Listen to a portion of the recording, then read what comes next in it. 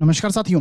अगर मैं आपसे पूछूं किसी भी व्यक्ति के लिए उसकी कुंडली में सबसे मुख्य ऐसी कौन सी स्थिति होगी या फिर सबसे मुख्य भाव कुंडली का वो कौन सा होगा जो उसे बहुत अच्छा जीवन जीने के लिए या बहुत कैपेबल बनाने के लिए, क्षमतावान बनाने में या फिर राजयोग की तरह जीवन जीने के लिए मुख्य बन जाता है। अब बहुत से लोग कहेंगे कि कुंडली का भाग्य भाव बली हो, भाग्य का स्वामी बली हो तो बहुत अच्छी स्थिति हो जाएगी, या बोलेंगे कुंडली में धन भाव बहुत मजबूत हो, धनेश अच्छी स्थिति में हो तो ये बहुत अच्छी स्थिति है। परंतु ऐसा नहीं है। सबसे इंपॉर्टेंट जो मुख्य भाव बनता है वह कुंडली का लग्न होता है। लग्न का बलवान होना बहुत ही आवश्यक हो जाता है। अगर आप देखेंगे कोई भी बड़े से बड़ा धन योग हो, बड़े से बड़ा राजयोग हो, वहां पर लग्न को शामिल अवश्य किया जाता है, क्योंकि अगर लग्न कमजोर है तो यानी आप उन चीजों को अच्छे से भोग ना पाएं, या फिर बड़े से बड़े राजयोग को भोग ना पाएं, या फिर जो नेगेटिव परिस्थिति है उसमें स्ट्रगल ना कर पाएं, क्योंकि लग्न आप स्वयं हैं, आपकी जीवन की ऊर्जा है। अब लग्न में अगर कोई ग्रह बैठा होगा तो वो डेफिनेटली आपकी ऊर्जा के साथ कनेक्ट हो जाएगा और वो आपको प्रभावित करेगा। तो आज हम सभी ग्रहों का यानी एक एक करके सभी ग्रह लेंगे और लग्न में उनकी स्थिति किस प्रकार का रिजल्ट देती है, आपको कैसा प्रभाव देने वाली होगी, इसे हम डिटेल में आज समझने वाले हैं। तो आइए साथियों, वीडियो को शुरू करते हैं। मैं आपका अपना ज्योतिष मित्र अमनदीप सिंह आपका स्वागत करता हूं आपके अपने यूट्यूब चैनल निर्मल एस्ट्रोलॉजी पर।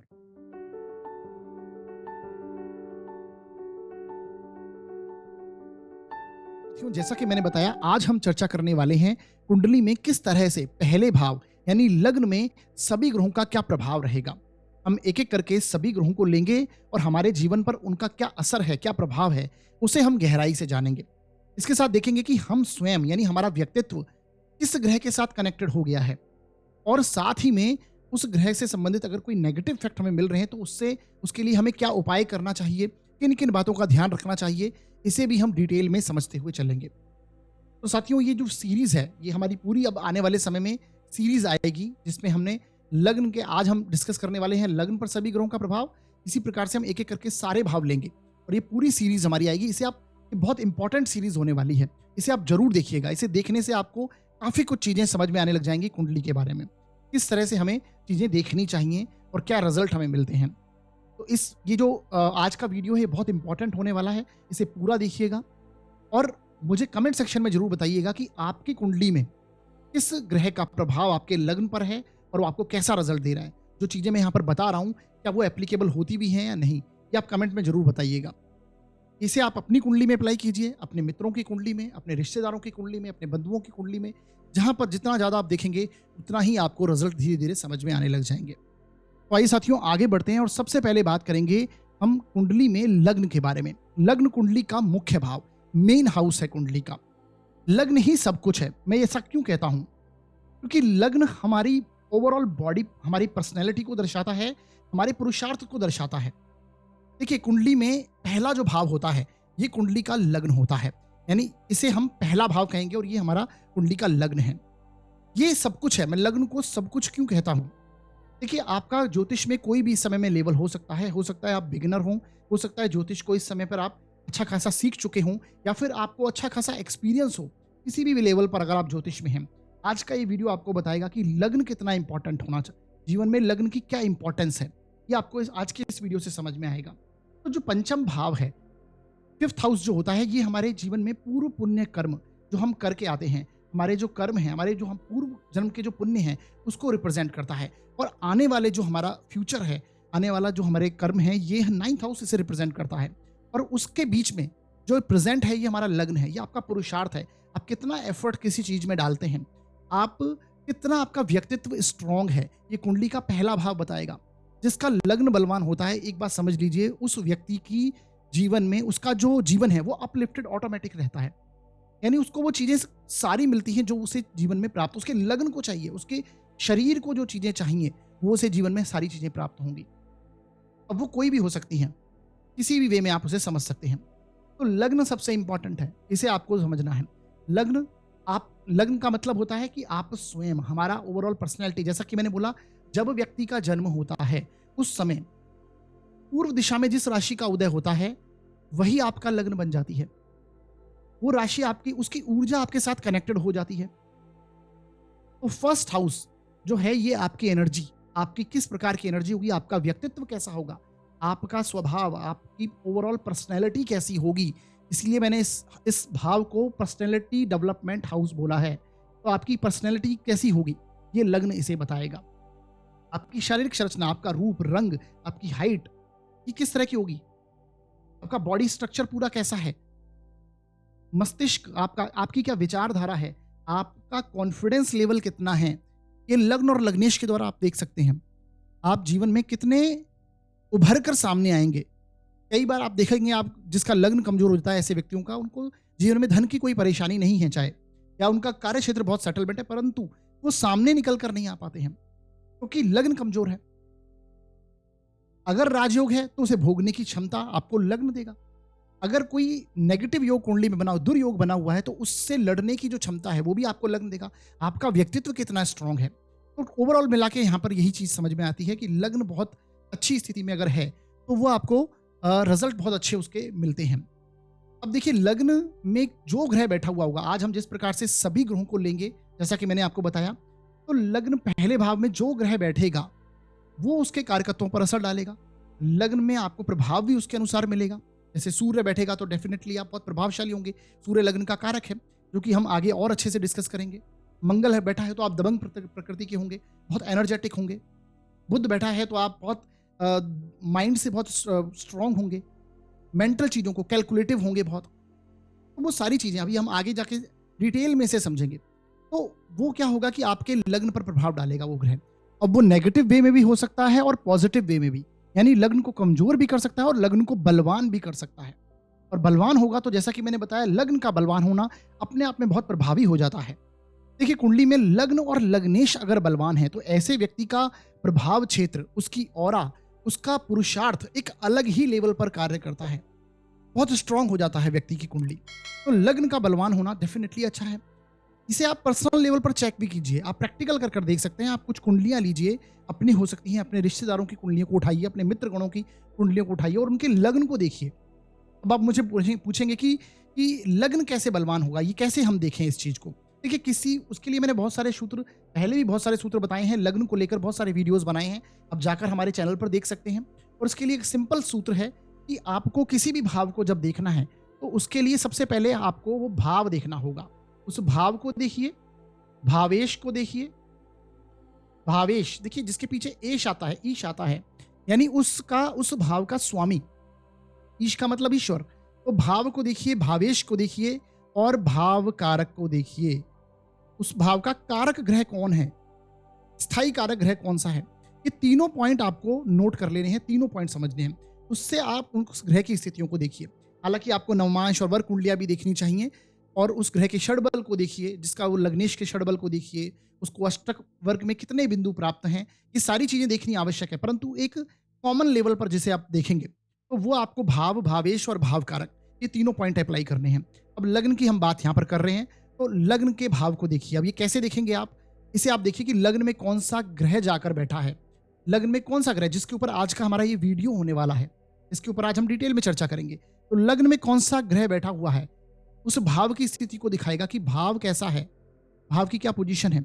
इसके साथ उस भाव पर किस ग्रह की दृष्टि पड़ रही है, लग्न में किस ग्रह की दृष्टि पड़ रही है, ये भी लग्न को, लग्न के भाव को, लग्न किस प्रकार से प्रभावित हो रहा है ये बताएगा। तो उसकी दृष्टि को देखिए। इसके ऊपर मैंने ऑलरेडी हमारे वीडियोस चैनल पर अपलोड हो चुके हैं कि सभी भावों पर सभी ग्रहों की दृष्टियां किस प्रकार का रिजल्ट करती हैं। एक एक करके हमने सभी ग्रह लिए थे और सबको बारे में जाना था, जो कि लास्ट हमारी सीरीज रही थी। तो आप इसे प्लेलिस्ट में जाकर पूरा डिटेल में देख सकते हैं कि ग्रहों की दृष्टियों का कैसा प्रभाव रहता है। इसके साथ आपको नेक्स्ट पॉइंट देखना है भावेश, जैसा मैंने बताया। तो भावेश के लिए, यानी उस भाव में जो अंक लिखा हुआ होगा, यहाँ पर कोई ना कोई अंक पहले भाव में लिखा हुआ होगा, उसका जो स्वामी होता है वो उसका भावेश कहलाता है। यानी कि लग्न का स्वामी, यानी लग्नेश की स्थिति को देखिए, किस भाव में लग्नेश जाकर बैठे हैं, केंद्र में बैठे हैं, त्रिकोण में बैठे हैं, उपचय स्थानों में बैठे हैं, या फिर त्रिक स्थानों में, छठे, आठवें, 12वें भाव में जाकर बैठे हैं, और किस स्थिति में बैठे हैं, कहीं पीड़ित हैं, तो वो लग्नेश की स्थिति को भी आपको देखना है, यानी भावेश की स्थिति को देखना है। तो सेकंड पॉइंट है भावेश की स्थिति को देखना। अब इसके ऊपर भी हमने बहुत सारे वीडियोस चैनल पर अपलोड कर दिए हैं, पूरी सीरीज ही हमारी आई थी इसके ऊपर, लग्नेश से लेके द्वादशेश की स्थितियों के बारे में हमने चर्चा करी थी। जब वो अलग अलग भावों में जाते हैं तो कैसा परिणाम देते हैं, इस सीरीज को भी आप जाकर देख सकते हैं, हमारे चैनल की प्लेलिस्ट में आपको देखने को मिल जाएगा। इसे देखिए, बहुत इंपॉर्टेंट सीरीज है ये। इसका लिंक आपको आई बटन पर देखने को अभी मिल जाएगा, आप इस पर क्लिक करके भी इस पूरी सीरीज को देख सकते हैं। अब अगला जो पॉइंट है, नेक्स्ट पॉइंट है भाव कारक। भाव कारक देखिए, किसी भी स्थान का एक स्थायी कारक अवश्य होता है। तो यहाँ पर फर्स्ट हाउस का जो स्थायी कारक होता है वो सूर्य होता है। तो लग्न के कारक ग्रह को देखना है। पूर्व दिशा से सूर्य का उदय होता है। पहले भाव में सूर्य उच्च राशि के होते हैं। अगर काल पुरुष की कुंडली को देखें तो सूर्य फर्स्ट हाउस में उच्च के होते हैं, तो यहाँ के कारक माने जाते हैं। सूर्य पहले भाव के कारक हैं। पूर्व दिशा से सूर्य का उदय होता है। जिनका भी जन्म सुबह का है, आप देखेंगे उनकी कुंडली में सूर्य पहले भाव में देखने को मिलेगा। जिनका भी दोपहर का जन्म होता है, उनकी कुंडली में आप देखेंगे सूर्य आपको दशम स्थान में देखने को मिलेगा। यहाँ पर पीक के होते हैं सूर्य। संध्या काल में जिनका जन्म है, उनका सप्तम स्थान में, यानी पश्चिम दिशा में जब ढलने की स्थिति में सूर्य होते हैं, तो आपको सप्तम स्थान में देखने को मिलेगा सूर्य। और मिड नाइट में सूर्य आपको चतुर्थ भाव में देखने को मिलेगा। तो आपको कारक की स्थिति को देखना है। किस राशि में सूर्य जाकर बैठे हैं कुंडली में, कैसी स्थिति में बन रहे हैं। आपकी लग्न कुंडली के लिए कारक है अकारक है, सूर्य की स्थिति को देखिए। और इसके ऊपर भी मैंने वीडियोस चैनल पर पहले अपलोड कर रखे हैं, आप जाकर वहां से देख सकते हैं। तो ये सारे चारों पॉइंट आपको देखने हैं, तब आप जाकर आप प्रैक्टिकल कीजिए इन चीजों को लेकर। अपनी कुंडली पर, जैसा मैंने बताया, अपने आसपास के लोगों की कुंडली पर अप्लाई करके देखिए, तो यहां से आपको समझ में आएगा लग्न कितना बलवान हो रहा है, लग्न कितना बलवान है व्यक्ति का। और लग्न जब आपको बलवान देखने को मिलेगा तो डेफिनेटली आप पाएंगे कि वो व्यक्ति प्रभाव क्षेत्र में, उसके कॉन्फिडेंस लेवल में, उसकी ऑरा में और उसके पुरुषार्थ में आपको एक अपर लेवल देखने को मिलेगा। ऑटोमेटिक उसका स्टैंडर्ड ही अलग हुआ। स्टैंडर्ड बेसिकली देखिए, कुंडली अपलिफ्ट हो जाती है ऐसे व्यक्ति की जिनका लग्न बहुत प्रभावी हो जाता है। तो लग्न, लग्नेश और लग्न का कारक, ये सारी स्थितियों को आपको देख के समझना है। तो ये सारे जो 4 पॉइंट्स है, इसको देखिएगा। आज का जो वीडियो हम बात कर रहे हैं वो लग्न में सभी ग्रहों के प्रभाव को लेकर हम डिस्कस करेंगे। अब देखिए, बहुत से लोग ऐसे होंगे जिनकी कुंडली में लग्न में कोई सा भी ग्रह नहीं होगा, एक भी कोई ग्रह नहीं बैठा होगा। तो उस समय में आपको डरना नहीं है कि हमारी कुंडली में तो लग्न में कोई भी ग्रह नहीं है, आपका पूरा वीडियो इस पर अप्लाई नहीं हो रहा। तो आपको उस समय पे उस राशि को देखना है। उसकी कुंडली में जो राशि है, जो राशि लिखी हुई है लग्न में, अंक लिखा हुआ है, उसका स्वामी कौन है। मान लीजिए यहाँ पर 8 अंक लिखा है, तो उसका स्वामी मंगल हो गया। तो आपको मंगल वाला जो पॉइंट है वो उसको सुनना है और उसको समझना है। तब आप समझ पाएंगे कि उसके उस जैसे प्रभाव आपके जीवन में होंगे। और फिर मंगल की स्थिति को देखिएगा। लग्नेश, जो ये मैंने बताया, लग्नेश लग्न का स्वामी, इसकी स्थिति को देखिएगा। इस सीरीज को जाकर आप चेकआउट कीजिएगा। तो ये इस प्रकार से आपको रिजल्ट समझने हैं। तो अब हम एक एक करके आगे बढ़ेंगे और सबसे पहले हम बात करने वाले हैं सूर्य की स्थिति के बारे में। यानी लग्न में अगर सूर्य देव बैठे हुए हों तो इसका हम सब पर कैसा प्रभाव देखने को मिलता है। देखिए, इसके लिए सबसे पहले आपको सूर्य की स्थिति को देखना होगा कि सूर्य यहाँ पर कौन से स्थान के स्वामी होकर बैठे हैं लग्न में और किस राशि में जाकर बैठे हैं। षडबल में स्थितियों को देखिए, अष्टक वर्ग में इनके पॉइंट देखिए, मतलब ओवरऑल सूर्य के बल को देखिए। सूर्य कितनी बली होकर लग्न में बैठे हैं। जितने सूर्य अच्छी स्थिति में यहाँ पर बैठे हुए होंगे, ऐसा व्यक्ति उतना ही आत्मविश्वासी हो जाएगा। कि लग्न के कारक माने गए हैं सूर्य। यहाँ पर काल पुरुष की कुंडली में मेष राशि आती है, 1 नंबर आता है, और मेष राशि में सूर्य उच्च के होते हैं, तो लग्न के कारक ग्रह हैं। तो लग्न में सूर्य अगर बलवान स्थिति में है, ऐसा व्यक्ति बहुत ऊर्जावान होगा, आत्मविश्वासी होगा, कॉन्फिडेंस लेवल हमेशा व्यक्ति का अप रहेगा, बूस्ट रहेगा। उसके साथ हमेशा अथॉरिटी कनेक्ट होती है, उसे हमेशा मान सम्मान मिलता है और व्यक्ति के जीवन में मान सम्मान सबसे इंपॉर्टेंट बन जाता है। ऐसे व्यक्ति का कहीं अपमान हो, वो बैठ ही नहीं सकता व्यक्ति, और ऐसी स्थिति बनती भी नहीं है। उसे हमेशा समाज में हो, उसके कार्य क्षेत्र में हो, लग्न में सूर्य का होना, उसका प्रभाव क्षेत्र ही ऐसा बन जाता है, उसका ऑरा ऐसा बन जाता है कि व्यक्ति जहां प्रेजेंट होगा वहां उसे सम्मान की प्राप्ति होती है। इस प्रकार की स्थिति लग्न में सूर्य देते हैं। लग्न में सूर्य बलवान होकर बैठा है तो उसकी इच्छा शक्ति को स्ट्रॉन्ग कर देता है। सही समय पर सही डिसीजन लेना ऐसे व्यक्ति की बहुत बड़ी क्वालिटी बन जाती है। डिसिप्लिन बहुत इंपॉर्टेंट बन जाता है ऐसे व्यक्ति के लिए। बहुत डिसिप्लिन से चलने वाला, अपनी बात को खुलकर सामने रखने वाला, बहुत बोल्ड तरीके से, बोल्ड नेचर का बन जाता है और खुलकर सामने आता है व्यक्ति। तो डिसिप्लिन से चलने वाला, जिस प्रकार से आप देखेंगे जब से ब्रह्मांड की उत्पत्ति हुई है तब से सूर्य पूर्व दिशा से लगातार उदय होते हैं, पूर्व दिशा से उदय होते हैं। तो डिसिप्लिन जो है, जो परसिस्टेंसी दिखाई देती है, उसी प्रकार से सूर्य जब लग्न में होता है तो ऐसा व्यक्ति डिसिप्लिन नेचर का बन जाता है, दृढ़ निश्चय होता है, अपने कमिटमेंट से चलने वाला, जो उसने कह दिया, कमिटमेंट कर दिया, उसी प्रकार से व्यक्ति जीवन में चलता है। तो लीडरशिप क्वालिटी ये व्यक्ति को मिलती है, अथॉरिटी कनेक्ट होती है, जैसे मैंने बोला, डोमिनेटिंग नेचर का हो जाएगा, उसे अधिकार चाहिए, जो उसकी बात द्वारा जो उसने बोला है, जो उसकी बात सुनी जाए। सूर्य लग्न में अच्छी स्थिति में है या बुरी स्थिति में है, दोनों ही स्थितियों में आप देखेंगे कि ऐसा व्यक्ति चाहता है कि उसे अथॉरिटी मिले, उसे अधिकार मिले। अब जिसके नेगेटिव स्थिति में बैठा है तो व्यक्ति चाहेगा, बस उसके कर्म इस प्रकार के नहीं होंगे। और जिसके अच्छी स्थिति में है उसको व्यक्ति को मिलती भी है अथॉरिटी, उसकी बात मानी जाती है। तो उस प्रकार से इंस्ट्रक्शन देकर कार्य करवाने वाला सूर्य, सूर्य गुरु लग्न में हो तो व्यक्ति इंस्ट्रक्शन देकर कार्य करवाने वाला था, क्योंकि गुरु का मतलब ज्ञान है और सूर्य अथॉरिटी है, अधिकार है, राजा है। तो वो स्थितियां हैं। लग्न में सूर्य है तो सबसे पहले तो आप समझिए उसकी पर्सनैलिटी बहुत स्ट्रांग होगी, प्रभाव क्षेत्र बहुत स्ट्रांग होगा, उसका स्वभाव बन जाएगा अथॉरिटी के साथ जीने वाला, स्वतंत्रतावादी उसका स्वभाव बन जाता है। राजा क्या है? राजा से ज़्यादा स्वतंत्रता किसी को नहीं है। तो उस अपने पर्सनल स्पेस में व्यक्ति रहना चाहता है, उसके स्पेस में कोई छेड़खानी नहीं करनी है वाला होगा। अगर होगा तो उसको बहुत नेगेटिव रिस्पॉन्स देखने को मिलेगा। लग्न में सूर्य है तो ये प्रभाव आपको देखने को मिलने वाला है। ऐसा व्यक्ति बड़ों का सम्मान करता है, अपने मित्रों के लिए हमेशा तत्पर रहता है। लग्न में सूर्य, मित्रों को हमेशा सपोर्ट करने वाला, अड़ियल प्रकृति का। लग्न में अगर सूर्य पीड़ित हो जाएगा तो आप देखेंगे ऐसा व्यक्ति ईगो हो जाएगा, ईगोइस्टिक हो जाएगा। और बलवान है तो स्वाभिमानी नेचर का हो जाएगा। स्वाभिमान और घमंड दोनों में बहुत ही माइनर लाइन है। तो यहां पर आप देखेंगे स्वाभिमानी नेचर का बन जाता है। स्वाभिमान कहां पर होता है? अपने से औहदे में, जो औहदा या यहां पर उम्र की बात नहीं है, अपने से बड़े जो लोग हैं, बड़े मतलब एज में बड़े नहीं कह रहा मैं, यहां से फिर से रिपीट करूंगा, किसी भी लेवल पर जो आपसे अधिक पावरफुल लोग हैं वहां पर आप स्वाभिमान दर्शाते हैं। अपने से नीचे लेवल के लोगों पर आप स्वाभिमान नहीं दर्शाते, बल्कि उन्हें समझाते हैं। स्वाभिमान का मतलब अपने से ऊपर लेवल वाले लोगों को स्वाभिमान दर्शाना। तो ईगोइस्टिक होना और स्वाभिमानी होना नेचर, ये बहुत डिफरेंट पॉइंट है। तो अगर यहाँ पर सूर्य पीड़ित होते हैं तो ऐसा व्यक्ति ईगोइस्टिक हो जाएगा, घमंडी हो जाएगा, अपने चीज़ों को लेकर बहुत ज़्यादा ओवर कॉन्फिडेंस दिखाने वाला होगा, गलत इच्छा शक्ति के साथ में, यानी डिसीजन तो लेगा लेकिन गलत डायरेक्शन में होने लगेंगे उसके डिसीजन, जिसका उसे नेगेटिव इफेक्ट देखने को मिलता है।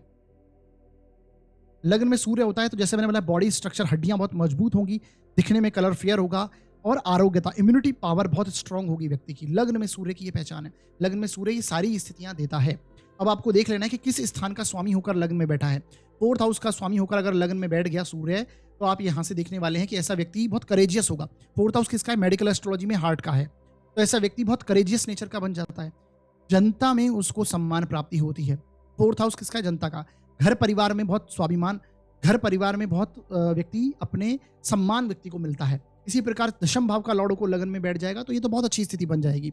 आप दशम भाव का स्वामी होकर जब लग्न में सूर्य जाएगा तो दशमेश जब लग्न में जाते हैं तो ऐसे व्यक्ति कर्म योगी हो जाता है। काम करने करके व्यक्तित्व के साथ में ही उसका वर्क प्लेस का कनेक्शन बन गया, तो ऐसा व्यक्ति बहुत ऊंचे पद तक जाता है। इसके साथ आप नवमांश देख लीजिए, दशमांश देख लीजिए। दशमांश में भी सूर्य लग्न या दशम में बैठ जाए तो ऐसा व्यक्ति IAS, IPS, एक राजनेता, बड़े लेवल की लीडर हो सकता है। ऐसा व्यक्ति क्वालिटी, लीडरशिप की क्वालिटी रखेगा। लग्न में सूर्य मतलब एक आपका उनका व्यक्तित्व, अथॉरिटी ही अलग है उन व्यक्ति की। और वो किसी भी, चाहे नवमांश का लग्न हो, दशमांश का लग्न हो, लग्न का ही लग्न क्यों ना हो, तो वहां पर सूर्य का आना एक अच्छी स्थिति बनती है। इस प्रकार से आपको समझना है इस स्थान का स्वामी होकर लग्न में बैठा है। तो ये कुछ एग्जाम्पल यहां पर मैंने आपको दिए हैं। तो डोमिनेटिंग नेचर आपको दिखाई देगा, हड्डियां मजबूत दिखाई देंगी, अथॉरिटी व्यक्ति के साथ कनेक्ट हो जाती है, लीडरशिप क्वालिटी कनेक्ट हो जाती है, सरकारी कार्य बहुत जल्दी कनेक्ट व्यक्ति के होने लग जाते हैं, या सरकार से जुड़कर गवर्नमेंट जॉब में हो सकता है, किसी भी लेवल पर कार्य करने वाला, गवर्नमेंट सरकारी कार्यों से जुड़कर कार्य करने वाला हो सकता है, वहां पर उसे सम्मान प्राप्त होता है। उसका व्यक्तित्व को ये प्रभावशाली बना देते हैं। तो लग्न में सूर्य सारे प्रभाव देता है। पीड़ित हो जाएगा तो जस्ट आपको अपोजिट, नेगेटिव यहाँ पर हो जाएगा, कमजोर यहाँ पर नीच का हो जाता है, नेगेटिव हो जाता है, राहु से दृष्ट हो जाता है, पाप प्रभावों से युक्त हो जाता है, तो फिर ये नेगेटिव रिजल्ट आपको देखने को मिलेगा, वो भी नेगेटिव डायरेक्शन में। ये प्रभाव आपको देखने को मिलने वाले हैं। डिसिप्लिन व्यक्ति के नहीं बन पाते। लग्न में अगर सूर्य पीड़ित है तो ऐसा व्यक्ति डिसिप्लिन नहीं चलता। ऐसे व्यक्ति को छोटे छोटे गोल बनाने चाहिए। सही समय पर उठना है, खाना ढंग से सही समय पर खाना है, आपको फोन का कम यूज में लेना है, सही इस्तेमाल करना है, सोशल मीडिया को कम यूज में, इस तरह के छोटे छोटे गोल आप अचीव कीजिए डिसिप्लिन से चलने के लिए। तो सूर्य आपके थोड़े ठीक होने लगेंगे। सूर्य को रेगुलर बेसिस पर जल दीजिए, सूर्य मंत्र का जाप कीजिए, गायत्री मंत्र का जाप कीजिए, सूर्य उदय से पूर्व उठिए। इस सूर्य को सही करने के लिए तरीके हैं, आप इन चीजों को कर सकते हैं। और एस्ट्रोलॉजिकल उपाय तो आपको करने ही चाहिए।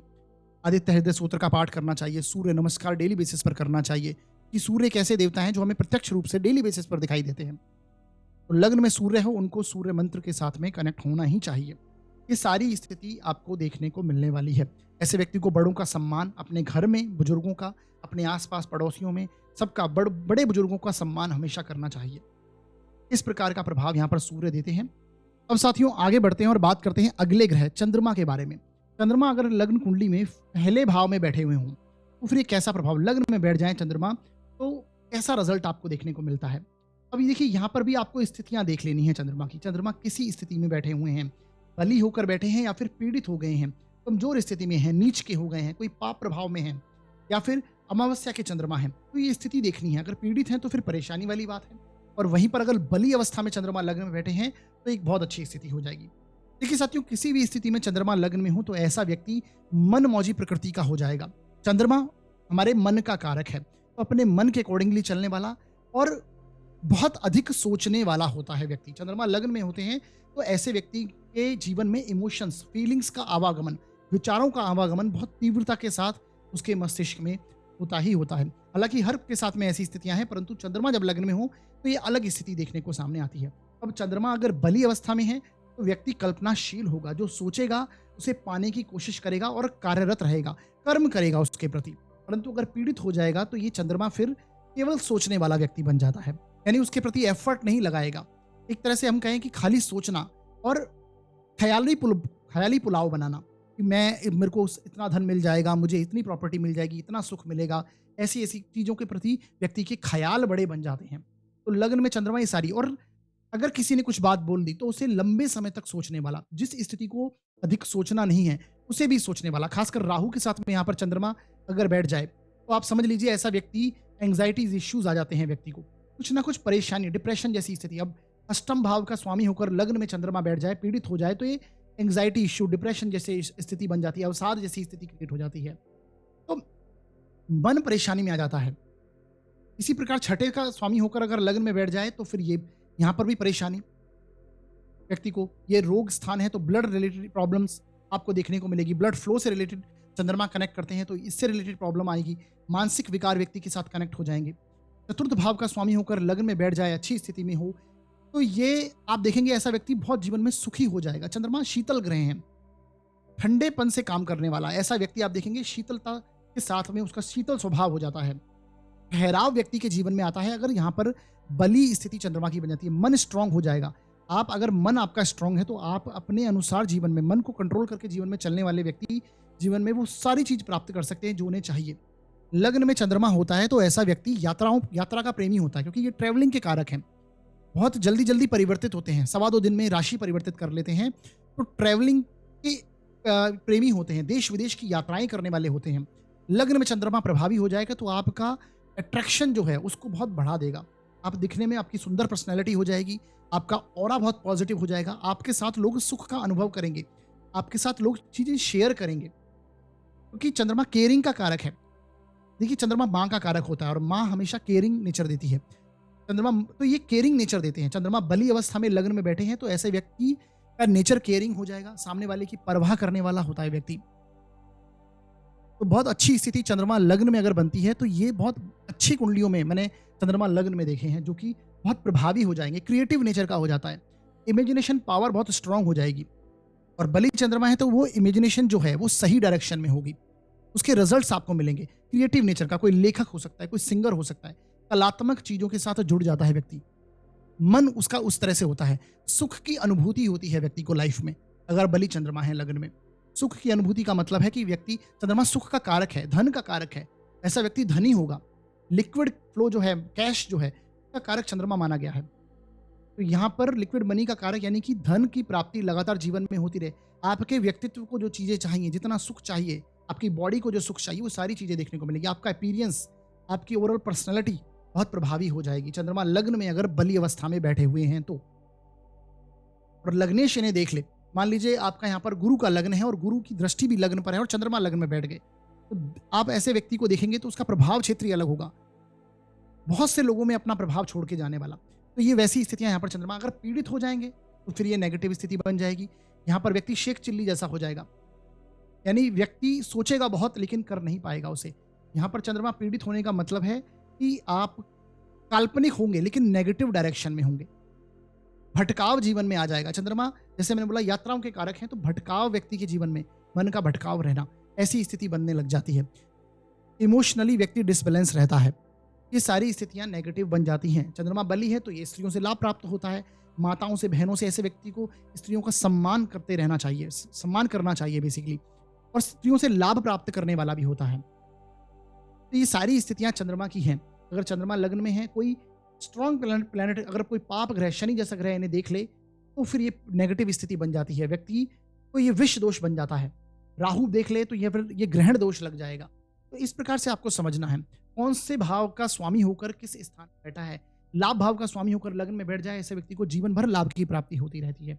धन की इनकमिंग व्यक्ति की स्ट्रांग हो जाती है। ये देखना है किस स्थान का स्वामी होकर लग्न में बैठा है। तो इस प्रकार से चंद्रमा का प्रभाव आपको समझना चाहिए। और चंद्रमा जब लग्न में होते हैं तो ऐसा व्यक्ति बहुत ही शीतल प्रकृति का होता है, यानी शांत चित्त का होगा, ज्यादा उसमें हड़बड़ाहट नहीं। ये बली चंद्रमा लग्न में होगा तो ऐसी स्थिति पाई जाती है। वहीं पर अगर पीड़ित हो जाए चंद्रमा तो फिर ये परेशानी वाली स्थिति आ जाएगी। व्यक्ति इमोशनली इम्बैलेंस हो जाएगा, नेगेटिव थॉट्स आना, ओवर थिंकिंग करना, एंग्जाइटीज इश्यूज आना, मानसिक रूप से परेशानी होना, मानसिक सुखों में परेशानी होना, ये सारी स्थितियां चंद्रमा पीड़ित होने के कारण आपको देखने को मिलती हैं। तो ये प्रभाव है। पीड़ित होगा चंद्रमा तो इस ऐसे में आपको शिव आराधना ये अत्यंत उत्तम उपाय रहता है। यानी आपको शिवलिंग पर रेगुलर बेसिस पर जलाभिषेक करना चाहिए और शिव सहस्त्रनाम स्रोत, रुद्राष्टकम या फिर बीलवा अष्टकम किसी भी पाठ का जाप, यानी शिव आराधना आपको अवश्य करनी चाहिए। ये करने से, और साथ ही में प्रैक्टिकल रेमेडीज की अगर बात करें तो मेडिटेशन करना, आध्यात्मिक चिंतन करना। चंद्रमा, क्योंकि देखिए चंद्रमा हमारे जीवन में जो जल तत्व की राशियां हैं, जल के कारक हैं, और जल तत्व की राशियां 4, 8, 12 जो होती हैं, ये मोक्ष त्रिकोण के भाव में आती हैं। अगर काल पुरुष की कुंडली में आप देखेंगे तो जितने ज्यादा आप धार्मिक होंगे, जितने ज्यादा आप आध्यात्मिक होंगे, उतना ही आपका मन मन को आप कंट्रोल करके चलते हैं, मन को साधते हैं बेसिकली। तो ये इस स्थितियों में अगर आप रहते हैं, मेडिटेशन करते हैं, धार्मिक चीजों को, शास्त्र अध्ययन करते हैं, तो आपके लिए एक अच्छी स्थिति बनती है। चंद्रमा अगर पीड़ित है आपकी कुंडली में तो ये आपको करना ही चाहिए। और चंद्रमा पीड़ित होना थोड़ी सी परेशानी कुंडली में आ ही जाती है, तो इसका ध्यान रखिएगा। अब साथियों आगे बढ़ते हैं और बात करते हैं बुध ग्रह के बारे में। बुध अगर आपकी कुंडली के फर्स्ट हाउस में यानी लग्न में ही बैठे हुए हों तो आपको कैसा प्रभाव देंगे। देखिए बुध जब लग्न में होते हैं बहुत अच्छा माना जाता है। ऐसा क्यों? क्योंकि यहाँ पर बुध को दिशा का बल मिलता है, यानी दिग्बली हो जाते हैं यहाँ पर बुध। अब आपको ध्यान में रखनी कौन कौन सी बातें हैं। सबसे पहले तो देखिए यहाँ पर कौन सी राशि लिखी हुई है, यानी बुध किस राशि में बैठे हैं, उच्च के हैं, स्वग्रही हैं, मित्र क्षेत्री हैं या फिर शत्रु क्षेत्री हैं, किस स्थिति में बैठे हुए हैं। इसके साथ में आपको देखना है किन भावों के स्वामी होकर फर्स्ट हाउस में बैठे हैं, क्योंकि उनसे संबंधित भी ये परिणाम देंगे और जिस राशि में बैठे हैं उससे रिलेटेड भी आपको ये परिणाम देंगे। अब लग्न में बुध जैसा कि मैंने बोला दिग्बली हो जाता है, यहाँ पर इन्हें दिशा का बल मिलता है।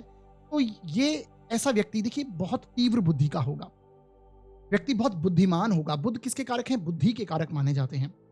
तो ऐसा व्यक्ति बहुत कैलकुलेटिव होगा, बहुत नॉलेजेबल भी होगा, क्योंकि बुध व्यक्ति को नॉलेज के अंदर भी ग्रोथ करवाते हैं।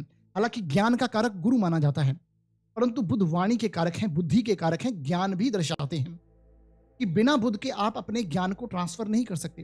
तो ऐसा व्यक्ति वाक पटुता में निपुण होगा, ऐसा व्यक्ति बोलने में बहुत अच्छा होगा। अब देखेंगे ऐसे व्यक्ति को जिनका लग्न में बुध और अच्छी स्थिति में बैठ जाए, बलवान होकर बैठ जाए, तो ऐसे व्यक्ति को आप बस घंटों सुनते रहिए, आपको बहुत अच्छा फील होगा। यानी वो ऐसी ऐसी बातें करेंगे कि आपको बहुत अच्छा महसूस होगा कि बोलने में बहुत अच्छे होते हैं ऐसे व्यक्ति। उनका जो ह्यूमर है, यानी कि जो सेंस ऑफ ह्यूमर है, मजाक करने की प्रकृति, मजाकिया प्रकृति। एक देखिए बुध क्या है, बुध यंग एज का एक युवराज कहा गया ग्रहों का। तो यंग एज का 16, 17, 18 साल का जो बच्चा होता है वो किस प्रकार का है? बहुत इन्फ्लुएंस हो जाता है दूसरे से, यानी बहुत जल्दी प्रभावित भी दूसरे से होता है। लग्न में अगर आपके बुध बैठे हैं और पीड़ित होकर बैठे हैं तो आप ये समझ लीजिए आप जिस संगति में रहेंगे उसे आप पकड़ लेंगे, उसी की तरह बन जाएंगे। अगर बुरी संगति में रहेंगे तो ये बुध आपको बहुत नेगेटिव इफेक्ट भी देने की ताकत रखते हैं। और वहीं पर अगर बुध आप अच्छी स्थिति में पड़ जाइए तो आप ये देखेंगे कि अच्छे से भी अच्छा बनकर देखने वाली स्थिति यहाँ पर आ जाती है। तो संगत का असर, संग दोष जिसे हम कहते हैं, बुध को लगता है। दोष कहें या गुण कहें, दोनों ही स्थितियां बनेगी। आपकी संगत कैसी है, तो एक तो ये स्थिति बनेगी। वाक्पटुता में निपुण होगा व्यक्ति, बहुत अच्छे से बात करने वाला, स्पीकर हो सकता है, वक्ता बहुत अच्छा हो सकता है, तीव्र बुद्धि का, ऑब्जर्वेशन स्किल बहुत अच्छी होगी, प्रेजेंटेशन स्किल बहुत अच्छी होगी। यानी व्यक्ति किसी को चीज को जब विषय को पढ़ेगा तो बहुत ही तीव्र गति से ग्रास्प करने की स्थिति, बहुत तीव्र गति से पकड़ना विषय को, समझ जाता है व्यक्ति को। आप देखेंगे ऐसा व्यक्ति गणितज्ञ बोला गया। शास्त्र कहते हैं बुध लगन में हो तो ऐसा व्यक्ति बहुत कैलकुलेटिव होगा, गणितज्ञ होगा। जहां मैनेजमेंट है उस वैसे विषयों को, फाइनेंशियल स्थिति जो होती है धन के मामलों में, जैसे कॉमर्स लाइन है हमारे, मैनेजमेंट की लाइन है, ऐसे व्यक्ति बहुत अच्छा उसमें करते हैं। लग्न में बुध को व्यापारी ही बोला गया क्योंकि बुध व्यापार के एक अकेले ऐसे ग्रह हैं जो व्यापार के कारक बनते हैं।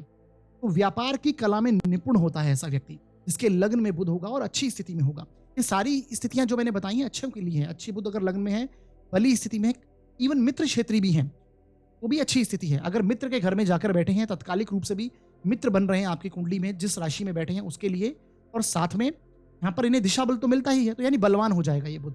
नवमांश में अच्छी स्थिति हो जाए, दशमांश में अच्छी स्थिति हो जाए तो डेफिनेटली ऐसा व्यक्ति बहुत अच्छा व्यापारी होगा।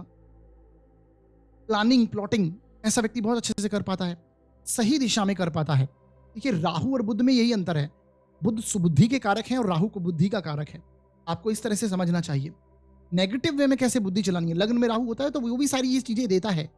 दोनों की जो अगर हम देखें जो कारकत्व हैं, कुछ कुछ कारकत्वों में सिमिलरिटी है बुद्धिमत्ता के कारक, क्योंकि राहु के पास भी अपनी बुद्धि है। हालांकि इसके बारे में हम आगे डिस्कस करेंगे, परंतु यहाँ पर बुध की बात कर रहे हैं। तो बुध एक पॉजिटिव दिशा में कैसे अपने गोल को अचीव करना है, प्लानिंग कैसे करनी है, प्लॉटिंग कैसे करनी है, ऐसा व्यक्ति बहुत अच्छा प्लानर हो सकता है। तो ये स्थितियां आपको देखने को मिलेगी। सामने वाले को मैनेज करना, आप देखेंगे बहुत अच्छे अच्छे लोग, आप आजकल बड़े बड़ी सेलिब्रिटीज एक पीआर रखते हैं अपने नीचे, एक मैनेजर रखते हैं अपना, तो उनकी चीज़ों को मैनेज करना। जो लोग बहुत बड़े बड़े बड़े करोड़पति हैं, अरबपति लोग, बिजनेसमैन है बड़े बड़े, उनको मैनेज करने के लिए बुध ऐसा चाहिए। तो अच्छी स्थिति में बुध होगा तो ये सारी स्थितियां आपको देखने को मिलेगी। कलात्मक भी बोले गए, लग्न में बुध होगा तो ऐसा व्यक्ति कलात्मक चीज़ों के प्रति भी, कि आप देखिए 16, 17, 18 साल का जो एक यंग बच्चा है, आप उसका इन चीज़ों में रुझान रहता है, चाहे म्यूजिक हो, चाहे लिखने की कला हो, राइटिंग हो, स्क्रिप्टिंग हो, कोडिंग हो, आजकल इंटरनेट के जरिए काम करना हो, क्योंकि बुध लग्न में कम्युनिकेशन का कारक है। ऐसा व्यक्ति की कम्युनिकेशन स्किल बहुत अच्छी होगी। मैंने बोला वक्ता होगा ऐसा व्यक्ति, सामने वाले से किस व्यक्ति से कैसे बात करनी है ये ऐसे व्यक्ति को आएगा। सामने वाला किस लिए उसके पास आया है ये व्यक्ति को ऑब्जर्व हो जाएगा, यानी मैंने बोला ऑब्जर्वेशन स्किल बहुत अच्छी है, प्रेजेंटेशन स्किल बहुत अच्छी है। तो उस तरह से बुध वर्क करता है। यहाँ पर लग्न में बैठा हुआ बुध अगर अच्छी स्थिति में होगा। द्विस्वभाव, अगर स्वभाव की बात करें तो ऐसे व्यक्ति का अगर मान लीजिए यहाँ पर राशि भी बुध की है, बुध स्वग्रही होगी, तो ऐसा व्यक्ति द्विस्वभाव नेचर का होता है। डिसीजन मेकिंग, कई बार बुध पीड़ित होने पर यहाँ पर व्यक्ति डिसीजन नहीं ले पाता है। नेगेटिव इफेक्ट ये है इसके कि अगर आपका बुध यहाँ पर लग्न में बैठा है, पाप ग्रहों से युक्त है, या फिर नीच का होकर बैठा है, या फिर आप देखेंगे कि शत्रु क्षेत्री भी है इवन, तो ये फिर नेगेटिव स्थिति बन जाएगी। छठे, आठवें, 12वें भाव का स्वामी होकर लग्न में बैठा है, डिसीजन मेकिंग में प्रॉब्लम हो जाती है, परेशानी आने लगती है। अगर छठे भाव का स्वामी होकर लग्न में बैठेगा तो रोग कनेक्ट कर देगा, इस तरह के मानसिक रोग, क्योंकि बुध भी बुद्धि का कारक है। तो एंग्जाइटी इशू, नर्वस सिस्टम से संबंधित स्किन प्रॉब्लम्स, नर्वस सिस्टम से संबंधित, तंत्रिका तंत्र से संबंधित परेशानियां ऐसे व्यक्ति को आने लगती हैं, नसों से संबंधित परेशानियां आने लगती हैं। बुध ये सारी चीजों के कारक हैं। आप देखेंगे काल पुरुष की कुंडली में 3rd हाउस में इनकी राशि आती है और छठे भाव में राशि आती है, तो 3rd हाउस कम्युनिकेशन को रिप्रेजेंट करता है। तो ऐसे व्यक्ति की कम्युनिकेशन स्किल अच्छी होगी, और अगर बुध वीक होंगे तो रोगी भी हो सकता है ऐसा व्यक्ति। तो ये दोनों स्थितियों को समझकर चलना चाहिए आपको। 3rd हाउस से हम किसको देखते हैं? हमारे शोल्डर्स को, हमारे हैंड को, हमारे कानों को। ये इसमें प्रॉब्लम्स दे देते हैं यहाँ पर बुध अगर हो, तो ये आपको थोड़ा ध्यान रखना है इन चीजों के प्रति कि पीड़ित हैं तो आपको जो मैं उपाय बताऊंगा वो करने हैं। तो जल्दी बहुत ही अच्छे से चीजों को समझने वाला, समझदार, बुद्धिमत्ता, विजडम ऐसे व्यक्ति के अंदर होती है। गणितज्ञ होता है ऐसा व्यक्ति, कैलकुलेटिव, बहुत चीजों को लेकर चलने वाला होता है। छोटी उम्र से ही ऐसे व्यक्ति आप देखेंगे, बुध अगर अच्छी स्थिति में है, अगर दशम भाव का लॉर्ड होकर आपके लग्न में बैठ जाए तो ऐसा व्यक्ति छोटी उम्र से ही व्यापार करने की सोचेगा। दशमांश कुंडली में बुध की स्थिति अच्छी हो जाए, नवांश में कुछ अच्छी स्थितियों में बैठे हों, षडबल बहुत बली अवस्था में, तो आप डेफिनेटली देखिए ऐसा व्यक्ति शुरुआत में हो सकता है किसी स्थिति से उसकी कुंडली में ऐसे योग बन रहे हो कि जॉब भी करे, परंतु अंततः वो व्यापार जरूर करेगा। तो ये स्थितियां बन जाती हैं। 11th हाउस का लॉर्ड होकर लग्न में बैठ जाए, बहुत अच्छी स्थिति। सोशल कॉन्टैक्ट्स उसके ऐसे होंगे, अपना कार्य निकलवाना ऐसे व्यक्ति को बहुत अच्छे से आएगा। पंचम हाउस का स्वामी होकर लग्न में बैठ जाए तो इस ऐसे व्यक्ति से इंटेलिजेंट कुछ है नहीं, बहुत ही इंटेलिजेंट ऐसा व्यक्ति हो जाएगा। तो ये सारी स्थितियां आपको समझनी, जैसे मैंने बोला कलात्मक भी होते हैं लग्न में बैठा हुआ बुध। कलात्मक चीजों को, लिखने की चीजों को, इंटरनेट से जुड़कर कार्य करना, अपना इंडिपेंडेंट कार्य करना, थर्ड हाउस के लॉर्ड हैं काल पुरुष की कुंडली में। थर्ड हाउस किसका है? इनिशिएट करने का। लग्न में बुध होता है तो ऐसे व्यक्ति का जो हम बोलेंगे हॉबी 15-15, 20-20 दिन में बार बार चेंज होती रहती है। आप ये महसूस करेंगे, यानी कुछ चीज को शुरू तो जल्दी करेगा परंतु उसे जल्दी से छोड़ देगा। यानी उसका अगर बोर हो गया तो उसमें छोड़ देगा, उसे लंबे समय तक कंटिन्यू नहीं कर पाना। और खासकर पीड़ित बुध है तो ऐसी स्थितियां देखने को मिलेंगी। तो ये आपको यहां पर समझना चाहिए। आज पीड़ित बुध है तो आपको क्या करना है? ऐसे में गणपति की आराधना आवश्यक रूप से करनी चाहिए। बुधवार के दिन गणपति अथर्वशीर्ष का पाठ करें, गणेश मंदिर जाएं, उन्हें दूर्वा अर्पित करें। हरी चीजों का आप दान भी कर सकते हैं अगर ये आपकी कुंडली में अकारक प्लैनेट होकर लग्न में बैठे हैं। जैसे छठे के स्वामी हो जाएं, 8वें के स्वामी हो जाएं, 12वें के स्वामी हो जाएं। अकारक का मतलब आप समझ पा रहे होंगे कि कुंडली में केंद्र त्रिकोण के स्वामी ना हो, अकारक बन के काम करें, मारक बन के काम करें कुंडली में। देन आपको इसके दान भी करने चाहिए। हमारी कुंडली में अच्छे ग्रह जो अच्छी स्थिति में बैठे उनके दान हमें नहीं करने चाहिए। ये आपको समझकर चलना है। बुध लग्न में हो तो आपको गणपति जी की आराधना रेगुलर बेसिस पर करनी है, अच्छी स्थिति बनेगी। और आगे बढ़ते हैं, अब अगले ग्रह के बारे में बात करते हैं। देखिए बुध यहाँ से आप अगर इसे दृष्टि को भी अगर लेके चलें तो बुध यहाँ से दृष्टि आपके सप्तम भाव को देते हैं। इनके पास 7वीं दृष्टि होती है, तो अपने सप्तम भाव को देखेंगे तो ये व्यापार का स्थान है। ऐसा व्यक्ति पार्टनरशिप में मिलकर कार्य कर सकता है। ऐसा व्यक्ति के जो रिलेशंस हैं, पब्लिक रिलेशन जिसकी हम बात कर रहे हैं, डेली पब्लिक रोजमर्रा में जो लोग उनसे मिलते हैं, बहुत अच्छे से डील करना उन्हें आता है। जो मैंने बोला, बहुत अच्छे से बात करना, घुलना मिलना, एकदम से व्यक्ति ऐसे घुल मिल जाएगा सामने वाले व्यक्ति से जैसे बहुत सालों से उसे जानता है। ये सारी स्थितियां बन जाती है। पीड़ित अगर बुध हो जाएगा तो ऐसा व्यक्ति फिर शाई नेचर का हो जाएगा, खुलकर सामने ही नहीं जाएगा। इवन घर में मेहमान आते हैं तो उस कमरे में जाना पसंद नहीं करेगा। तो ये बुध अगर पीड़ित हैं तो वैसी स्थिति देखने को मिलेगी। द्विस्वभाव नेचर, ड्यूअलिटी, हर राशि, बुध की जो राशि है उसमें ड्यूअलिटी आ जाती है। मिथुन राशि हो, कन्या राशि हो, ड्यूअल साइन है ये। तो दो चीजें करने की स्थिति, एक साथ दो कार्य करने की स्थिति। दशम भाव का लॉर्ड होकर लग्न में बैठेगा तो व्यक्ति दो कार्य करेगा। हो सकता है एक सुबह जॉब करे, शाम को बिजनेस करे अपना, मतलब किसी भी प्रकार से वो स्थिति बन सकती है। दो ड्यूअल नेचर ऐसे व्यक्ति का बन जाता है। तो ये प्रभाव है। पीड़ित होने पर मैंने बताया क्या उपाय करने हैं, क्या ध्यान में रखने योग्य बातें हैं, ये आपको समझना चाहिए। आगे बढ़ते हैं और अब बात करेंगे अब अगले ग्रह के बारे में जो कि है शुक्र। शुक्र अगर आपकी कुंडली के फर्स्ट हाउस में बैठे हुए हैं तो ये कैसा प्रभाव देंगे? देखिए शुक्र अगर फर्स्ट हाउस में है तो एक तो सबसे पहले समझिए ये आपके स्वभाव को बहुत सौम्य बना देते हैं।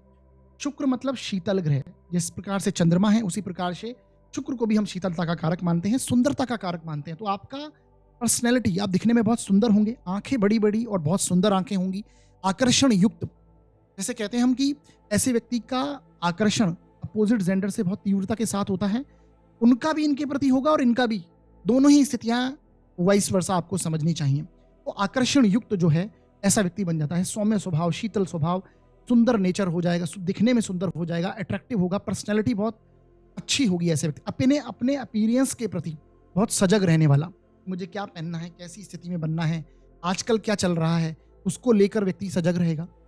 तो शुक्र इन चीजों के लिए देता है।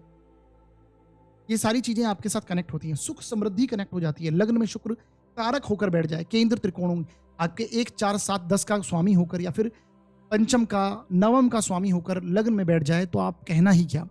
ऐसा व्यक्ति को जीवन में हर प्रकार की लग्जरी, सुख, समृद्धि, आप कहें धन, विपुल धन, अच्छा खासे धन की प्राप्ति शुक्र अगर, और खासकर आप देखेंगे शुक्र के लग्न के बारे में मैंने हमेशा बताया कि ऐसा व्यक्ति हो सकता है गरीब परिवार में उनका जन्म हो लेकिन अंततः अपनी स्थितियों को अच्छा कर लेते हैं।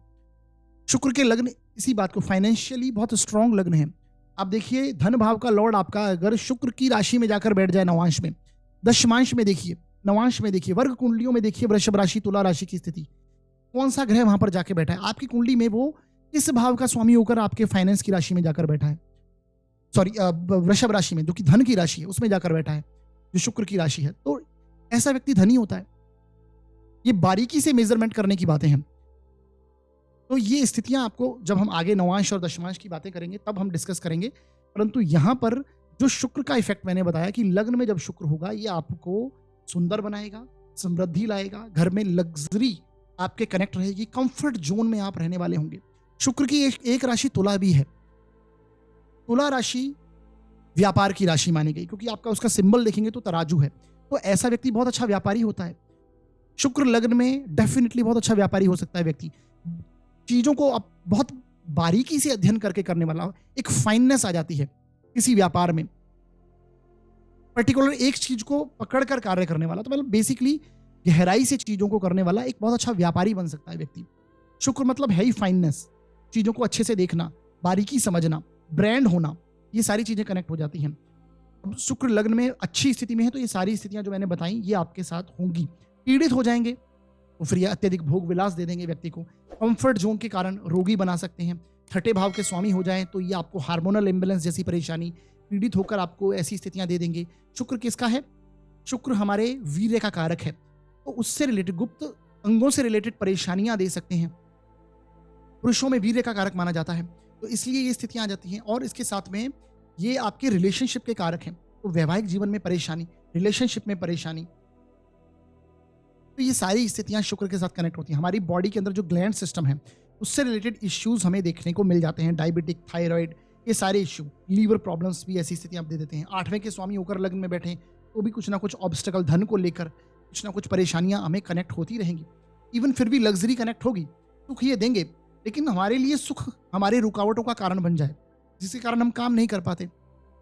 मैंने बहुत से ऐसे व्यक्ति देखे हैं लग्न में जिसका शुक्र है, आप उनका कार्यस्थल देखिए, खासकर दशम भाव के स्वामी होकर लग्न में बैठ जाएं, वो उनका घर इतना मतलब लग्जरी के साथ कनेक्ट नहीं होगा जितना कि उनका कार्यस्थल। कार्यस्थल में जाके उन्हें सुख का अनुभव होगा। आपको अनुभव भी सुख का कहाँ पर होता है? चतुर्थ भाव का स्वामी हो जाए तो ऐसे व्यक्ति के पास अच्छे अच्छे मकान, भूमि, मकान, वाहन, हर प्रकार की जो सुख सुविधाएं हैं, अच्छे बड़ा बंगला होना, बड़ी गाड़ी होना, लग्जरी गाड़ी होना, ये सारी चीजें कनेक्ट हो जाती हैं। अगर चतुर्थ का स्वामी होकर लग्न में आ जाए, आपकी कुंडली के लिए कारक बन जाए, तो ये सारी स्थितियां शुक्र के साथ में कनेक्ट होती हैं। पीड़ित हो जाएगा तो जैसा मैंने बोला परेशानी होगी।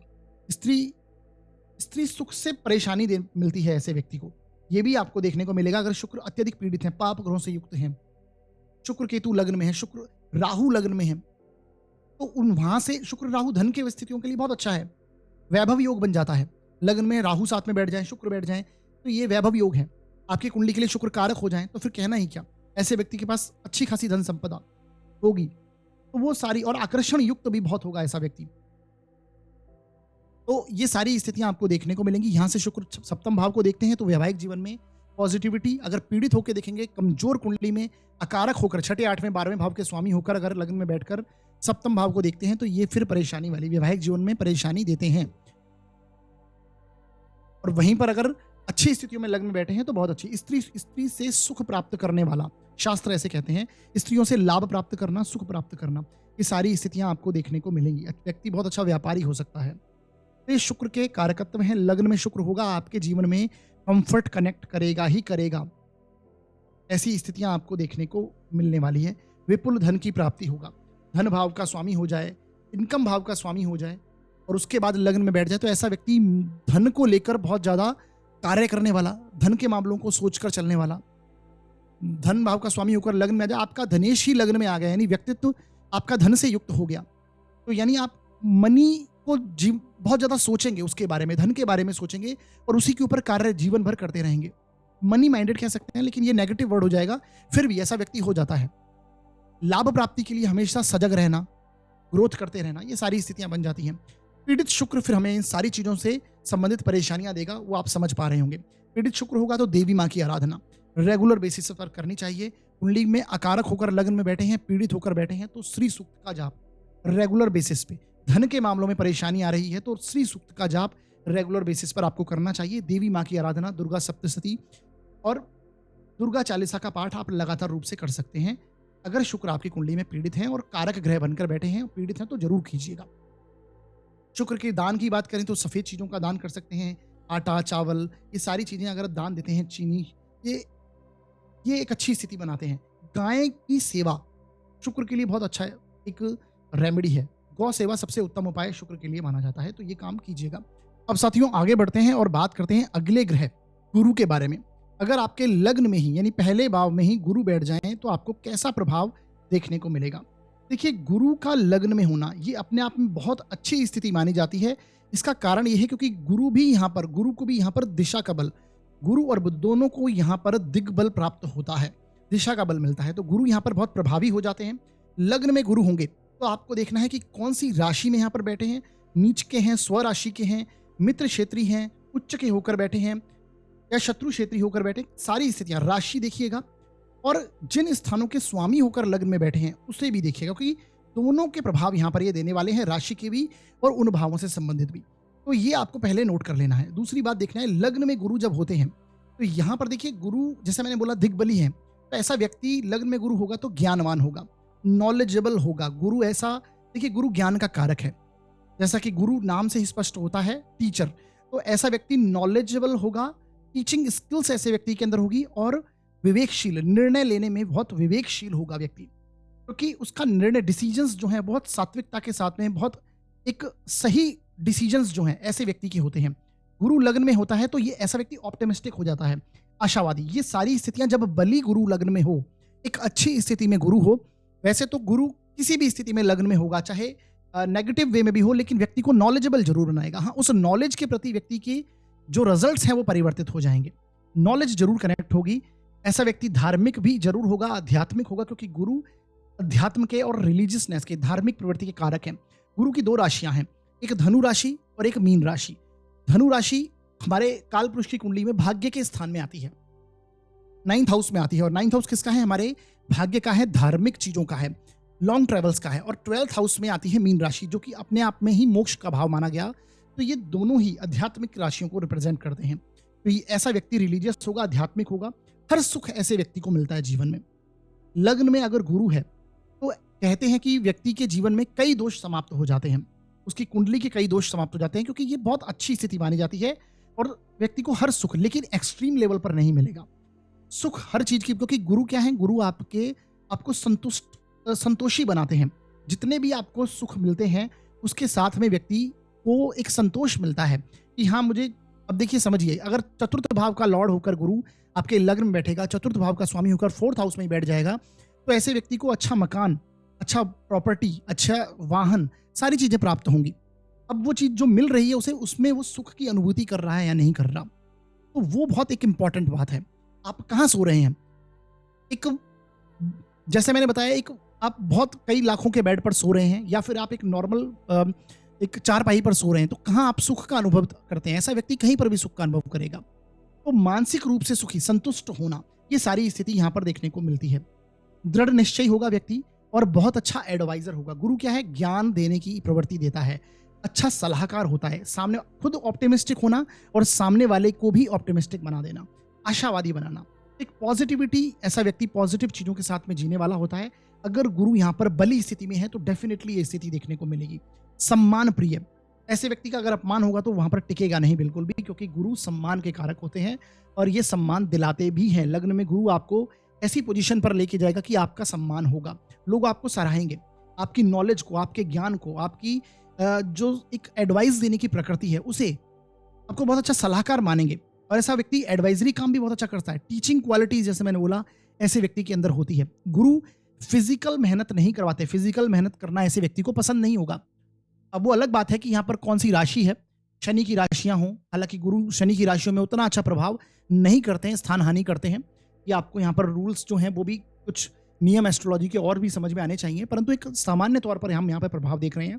तो ऐसा व्यक्ति फिजिकल लेवल पर ज्यादा मेहनत नहीं पसंद करेगा, ज्ञान के दम पर काम करने वाला, मेंटल लेवल पर मेहनत करने वाला, एडवाइजरी वर्क करने वाला, टीचिंग करने वाला, सलाहकार हो सकता है व्यक्ति, इंस्ट्रक्शन देकर कार्य करवाना, मैनेजमेंट करवाना, ये सारी चीजें यहाँ पर देखने को मिल सकती हैं। मनी मैनेज करना, ये सारे प्रभाव गुरु के लग्न में होने पर आपको देखने को मिलेंगे। स्वभाव की बात करें तो बहुत धार्मिक होगा, ज्ञानी होगा, दिखने में हेल्दी होगा, यानी बड़े आकार का, हष्ट पुष्ट, लंबा चौड़ा ऐसे व्यक्ति का, गुरु क्या है? बड़ी चीजों के कारक हैं। तो हेल्थ में बड़ा हो सकता है कि लंबाई नहीं हो तो ओबेसिटी की स्थिति, यानी मोटापा देना, क्योंकि ये बड़ी चीजों के कारक हैं। मोटापे की स्थिति, अब गुरु पीड़ित हो जाएगा तो डेफिनेटली ऐसे व्यक्ति को आप लीवर प्रॉब्लम्स देखने को मिलेंगी। मोटापा व्यक्ति के साथ कनेक्ट हो जाता है, पाचन रिलेटेड, डाइजेशन रिलेटेड प्रॉब्लम्स व्यक्ति के साथ बनी ही रहती है, ये स्थितियां पाई जाती हैं। पीड़ित होगा तो ज्ञान के प्रति अहंकार भी व्यक्ति को आ जाता है। जो नॉलेज है वो सर्वश्रेष्ठ है, मुझे नॉलेज सबसे, नॉलेजेबल होगा परंतु अपने ज्ञान को लेकर अहंकार करना। वक्री हो जाता है तो बिना बोले एडवाइस करना। आप देखेंगे इवन गुरु पीड़ित भी हैं तो आपको देखेंगे बिना बोले लोग एडवाइस करते हैं। ऐसा व्यक्ति सामने वाले को सलाह देगा, चाहे उसकी वो सामने वाला कदर कर रहा है या नहीं कर रहा। तो ऐसी स्थितियां बन जाती हैं। कार्य को कल पर टालने वाला, यानी कि आप वर्क के लिए देखिए, जैसा मैंने बोला फिजिकल मेहनत नहीं करना, तो आशावादी बहुत ज़्यादा, ओवर ऑप्टिमिस्टिक हो जाना, भाग्य पर अधिक विश्वास करना, कार्य को टालना कि हो जाएगा, वैसी स्थितियां गुरु दे देते हैं अगर लग्न में हो जाए, पीड़ित स्थिति में हो जाए। तो ये स्थिति यहाँ पर देखने को मिलती है। सदकर्म करने वाला बली स्थिति में है तो ऐसा व्यक्ति सात्विक होता है, सदकर्म कर कर व्यक्ति जीवन जीने वाला होता है, सम्माननीय होता है। तो ये सारा आपको चीज़ें समझनी चाहिए। अब देखिए, यहाँ से गुरु की जो दृष्टियां हैं उसे हमें पकड़ कर चलना है। गुरु यहाँ से जो दृष्टि, आपकी 5वीं दृष्टि आपके संतान स्थान पर, 7वीं दृष्टि विवाह के स्थान पर और 9वीं दृष्टि आपके भाग्य भाव पर, तो ये तीनों की चीज़ों को कंट्रोल करते हैं, जो कि हमारे जीवन के बहुत इंपॉर्टेंट पहलू हैं। विवाह बहुत इंपॉर्टेंट है, संतान का पार्ट जीवन में बहुत इंपॉर्टेंट है, हमारा ज्ञान बहुत इंपॉर्टेंट है, हमारा भाग्य, हमारी उच्च शिक्षा, हमारी धार्मिकता, आध्यात्मिकता, ये सब पर गुरु अपनी दृष्टि डालकर, अमृत रूपी दृष्टि मानी जाती है, तो ये सब पर ब्लेसिंग कर देते हैं। एक ईश्वरीय कृपा इन चीज़ों पर हो जाती है। तो यानी संतान, ऐसा व्यक्ति इसको संतान सुख अवश्य प्राप्त होगा, संतति की स्थिति बहुत अच्छी बन जाती है। अब डिपेंड करता है बाकी सिचुएशन, पंचम भाव में क्या स्थिति है, नवांश में पंचमेश की क्या स्थिति है, वो सारी स्थितियां आपको, सप्तमांश को भी देखना होगा। कुंडली, वर्ग कुंडलियां आपको इंपॉर्टेंट है। वर्ग कुंडली देखिए, लग्न जो है, लग्न कुंडली ये बीज है, और वर्ग कुंडलियां उसको, उसके अंदर जो सीड्स, अब एक पेड़ बनता है उसके अंदर जो पत्ते लगने हैं, उसके अंदर किस प्रकार के फल फूल आएंगे, किस प्रकार के उसमें ग्रोथ है, वो सारी चीजें उससे देखने को मिलेंगी। आपको केवल धन योग लग्न कुंडली में देखने को मिलेगा। आप बोलेंगे कि मेरे में कुंडली में तो बहुत बड़े बड़े धन योग हैं, राजयोग हैं, पर मेरे फलित नहीं होते। उसके लिए आपको वर्ग कुंडलियां खंगालना बहुत जरूरी है, उनको देखना इंपॉर्टेंट है। अगर वहां पर स्थिति, वो बारीक अध्ययन है, ये ब्रॉड लेवल है। नवांश 9 भाग हैं इस चीज के, अगर हम दशमांश कहते हैं 10 भाग हैं उसके, तो ये इस प्रकार से देश काण है, सप्तमांश है, आपको बाकी सारियां T24 है, ये सारी चीजें आपको देखनी बहुत इंपॉर्टेंट है। तो वर्ग कुंडलियां बहुत इंपॉर्टेंट हैं, उन्हें भी देखिए, तभी आपको रिजल्ट और अच्छे से समझ में आएंगे। लग्न कुंडली चीजों को दर्शाती है, ऐसा नहीं है, लेकिन उन योगों को कंफर्म करने के लिए हमें नवांश और बाकी कुंडलियां देखनी इंपॉर्टेंट बन जाती हैं।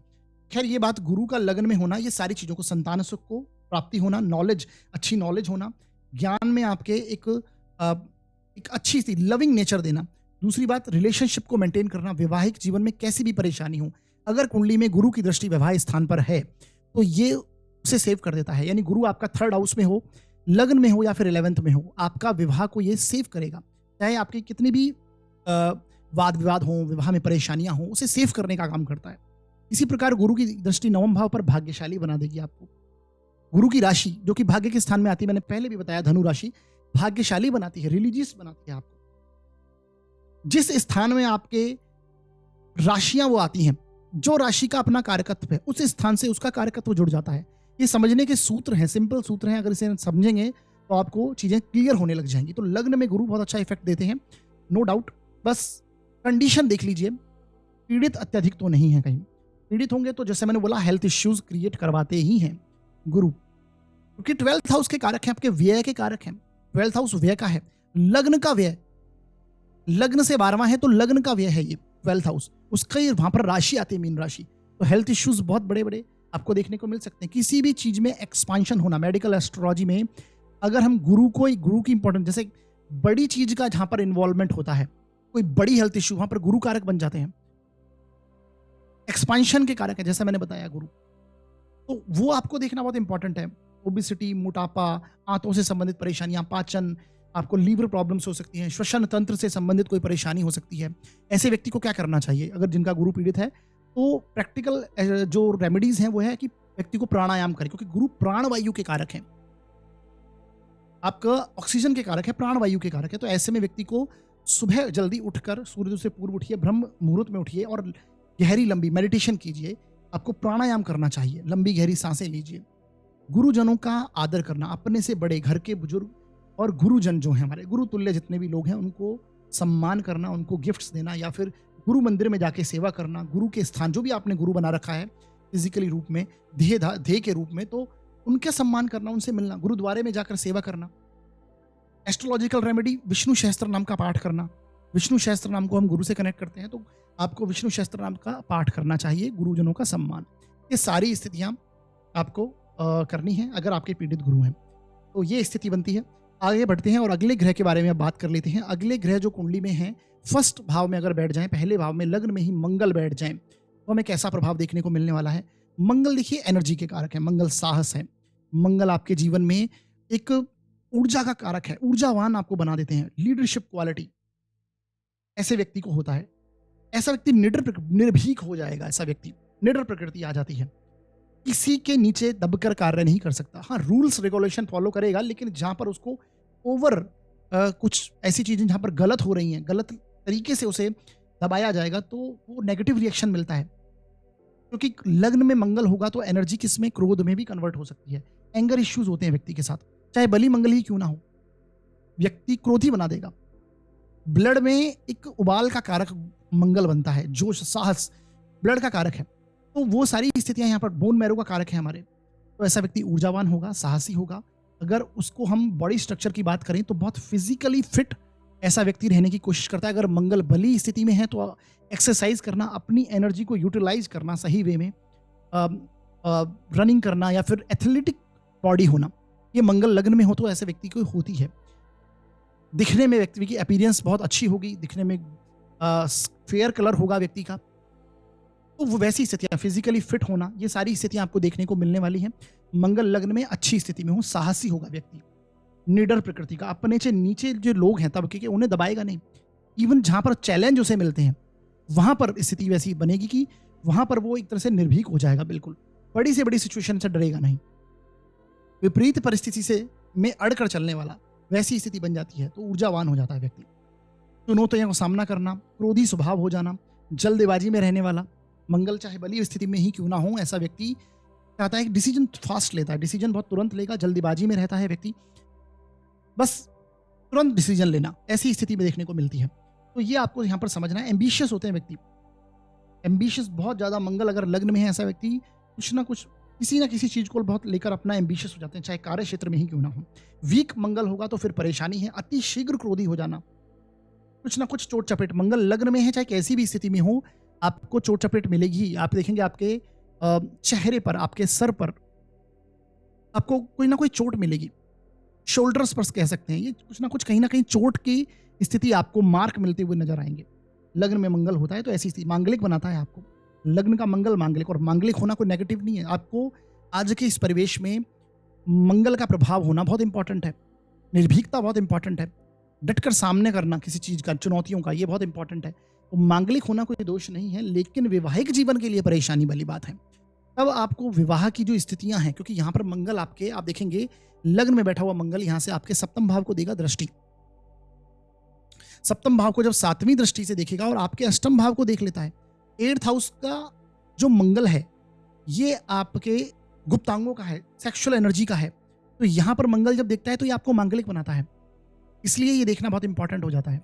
यहाँ से मंगल आपके 4th हाउस को भी देखता है, तो लग्न का मंगल प्रबल रूप से आपको मांगलिक बनाता है। इसलिए आपको वैवाहिक जीवन में जो स्थितियां हैं वो बहुत ध्यानपूर्वक कुंडली मिलान करके विवाह करना चाहिए, एक अच्छे विद्वान से, अच्छे नॉलेजेबल पर्सन से। उसके बाद स्थितियां आपको मतलब विवाह में जाना चाहिए। हाँ, अब यहाँ पर पीड़ित होने की बात कर रहे हैं, तो पीड़ित अगर होगा तो चोट चपेट मिलेगी, अति शीघ्र व्यक्ति क्रोधी हो जाएगा, जैसा मैंने बोला। दुस्साहसी हो सकता है व्यक्ति, दुस्साहस का मतलब साहस दोनों चीज में मिलता है। नेगेटिव कार्य करने में भी साहस लगता है, आगे से झगड़ा करना, झगड़े के लिए चले जाना, नेगेटिव वे में साहस करना, और एक अपने डिफेंस एनर्जी में साहस दिखाना, यानी आपके साथ कुछ गलत हो रहा है तो वहां पर स्टैंड लेना, वो भी साहस का काम है। तो उसके लिए भी ये प्रेरित करता है दोनों चीजों। तो नेगेटिव वे में अगर होगा, अगर पीड़ित हो जाएगा तो नेगेटिव वे में आपको साहस कर देगा। किसी को परेशान करना, चोरी करना, ये नेगेटिव, इसमें साहस दिखाई देगा, इसमें आपको साहस की भी जरूरत पड़ती है। तो मंगल नेगेटिव वे में यहाँ पर इस प्रकार का साहस देगा। पॉजिटिव हो जाएगा तो आप डिफेंस में हो सकते हैं, एक बॉर्डर पर डट कर दुश्मन का सामना करना, इसके लिए भी बहुत बड़ा साहस चाहिए। तो फौज में होना, पुलिस में होना, एयरफोर्स में होना, डिफेंस के कार्य करवाने के लिए भी मंगल लग्न में एक लीडरशिप क्वालिटी। अब देखिए मोदी जी का मंगल लग्न में वृश्चिक राशि है और मंगल लग्न में है, तो उनके जो डिसीजंस हैं, बड़े बड़े ऐसे डिसीजंस जो कि आज तक कोई पॉलिटिशियन नहीं ले पाया, तो वो स्थितियां यहाँ पर देखने को मिलती हैं। हालांकि चंद्रमा लग्न में नीच भंग बना हुआ है, परंतु फिर भी ये नीच भंग होना भी एक अपने आप में प्रभावशाली लग्न बहुत मजबूत हो जाता है यहाँ पर। तो इसलिए लग्न का इंपॉर्टेंस बहुत बड़ी है। लग्नेश लग्न में होना सबसे इंपॉर्टेंट बात है। चीजों का डटकर सामना करना, साहसी, आत्मविश्वासी बनाना, ये सारी चीजें, एम्बिशियस होना व्यक्ति का, ये मंगल लग्न में देते हैं। जैसे मैंने बोला, डिफेंस में लीडरशिप क्वालिटी हो सकती है, डिफेंस में हो सकते हैं। एक ऐसी पोस्ट देता है व्यक्ति को, अगर दशम भाव का लॉर्ड होकर लगन में बैठ जाए तो कहना ही क्या, 9th हाउस का लॉर्ड होकर बैठ जाए लगन में, आपके शुभ स्थानों का केंद्र में कारक होकर लगन में बैठ जाए, तो ऐसा व्यक्ति एक रौबदार पोस्ट के ऊपर होता है, जिसमें यूनिफॉर्म कनेक्ट हो सकती है, कोई यूनिफॉर्म वाली जॉब, जैसे कि मिलिट्री है, पुलिस है, एयरफोर्स है, जैसा कि मैंने अभी जिक्र किया।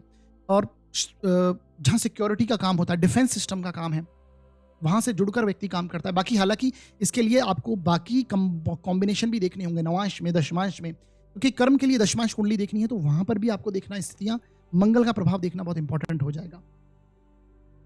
तो ये स्थितियां आपको देखने को, आपको समझना चाहिए। ऐसे व्यक्ति के अंदर एनर्जी भरपूर मात्रा में होगी। अब ऐसे मंगल को राहु देख ले, शनि देख ले, तो ये पीड़ित हो जाएगा।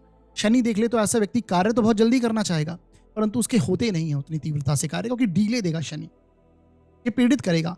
मान लीजिए अब यहाँ से शनि आपके 4th हाउस में बैठ जाए और फिर मंगल को देख ले, मंगल भी शनि को देख रहा है, शनि भी मंगल को, तो ये प्रभाव उस प्रकार का देखने को मिलेगा आपको। जैसा मैंने बताया, आपके व्यक्तित्व में द्विस्वभाव, दोहरा व्यक्तित्व बना देता है। दोहरा व्यक्तित्व का मतलब कि आप बहुत ही जल्दीबाजी से कार्य करना चाहते हैं, फटाफट कार्य करना, होते नहीं है, डीले मिलता है आपको, तो आपके स्वभाव में एक फेलियर जब व्यक्ति को लगातार रूप से जीवन में मिलते हैं तो फिर एक परेशानी महसूस करने लगता है। इस वजह से एक एंगर इश्यूज बढ़ने लग जाते हैं। इसमें केवल टोटली साइंस है, अगर आप इसको अच्छे से समझे, कोई ग्रह किस चीज का कारक है, तो वहां से आपको समझ में आएगा। और मंगल राहु को देखा तो दुस्साहसी बना देगा ऐसा व्यक्ति को। जैसा मैंने बताया, दुस्साहस किन किन चीजों के अंदर हो सकता है, अति साहसी, ओवर आपको पराक्रमी बना देगा। 6ठे भाव का स्वामी होकर लग्न में बैठ जाए तो रोग ऋण शत्रु, हर चीज को चैलेंज से देखना, जहां पर चैलेंज नहीं दिखाना वहां पर भी चैलेंज दिखाना, तो वो वहां पर ऐसी स्थिति, झगड़ा आगे से करना, ये नेगेटिव स्थिति। 8वें भाव का स्वामी होकर लग्न में बैठेगा तो छोटी छोटी ऑब्स्टिकल, देखिए वैसे मंगल लग्न में है तो ऐसा व्यक्ति छोटी छोटी रुकावटों से उसे कोई फर्क नहीं पड़ता, परंतु ऑब्स्टिकल आती है उस व्यक्ति के जीवन में। 12th हाउस का स्वामी होकर ओवर एक्सर्शन के साथ कारण परेशानी होना, अधिक मेहनत, अधिक पराक्रम दिखाने के कारण परेशानी होना, ये सारी स्थितियां आपको देखने को मिलेंगी। मंगल लग्न में है तो मांगलिक होंगे, वैवाहिक जीवन के लिए ध्यान रखना है, और ये स्थितियां आपको देखने को। दृष्टि प्रभाव की बात करें तो 4th हाउस पर कलह जैसी स्थिति देता है, भूमि भवन मकान वाहन का सबका सुख देगा, क्योंकि भूमि पुत्र कहे गए मंगल, तो लैंड कनेक्ट होती है अच्छी खासी। मंगल लग्न में है, कारक होकर लग्न में है, तो फिर ये ऐसी स्थितियां देखने को मिलेंगी, प्रॉपर्टीज वगैरह कनेक्ट हो जाती हैं, भौतिक सुख मिलेगा, लेकिन कलह जैसी स्थिति घर में रहती है। मंगल की दृष्टि यहाँ पर 4th में होगी।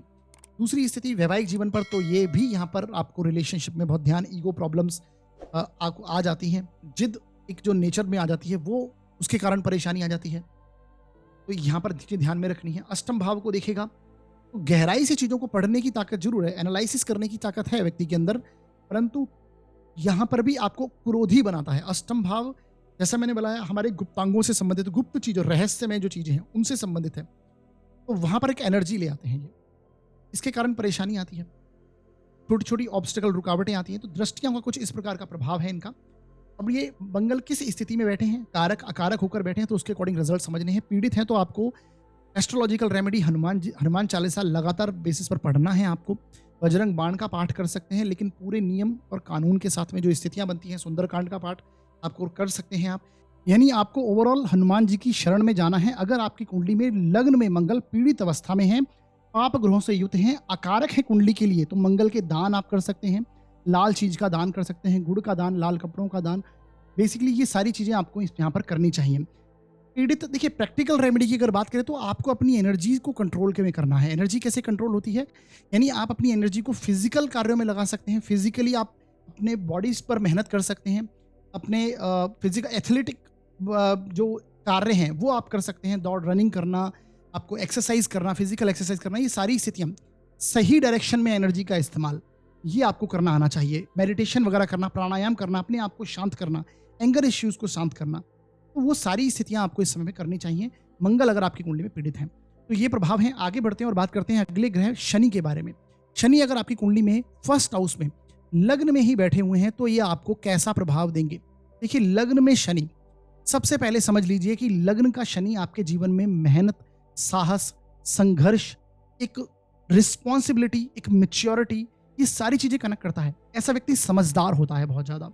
लग्न में शनि यानी कि मैच्योरिटी लेवल बहुत जल्दी उसका ग्रो हो जाता है, यानी कम उम्र से ही व्यक्ति समझदार हो जाता है।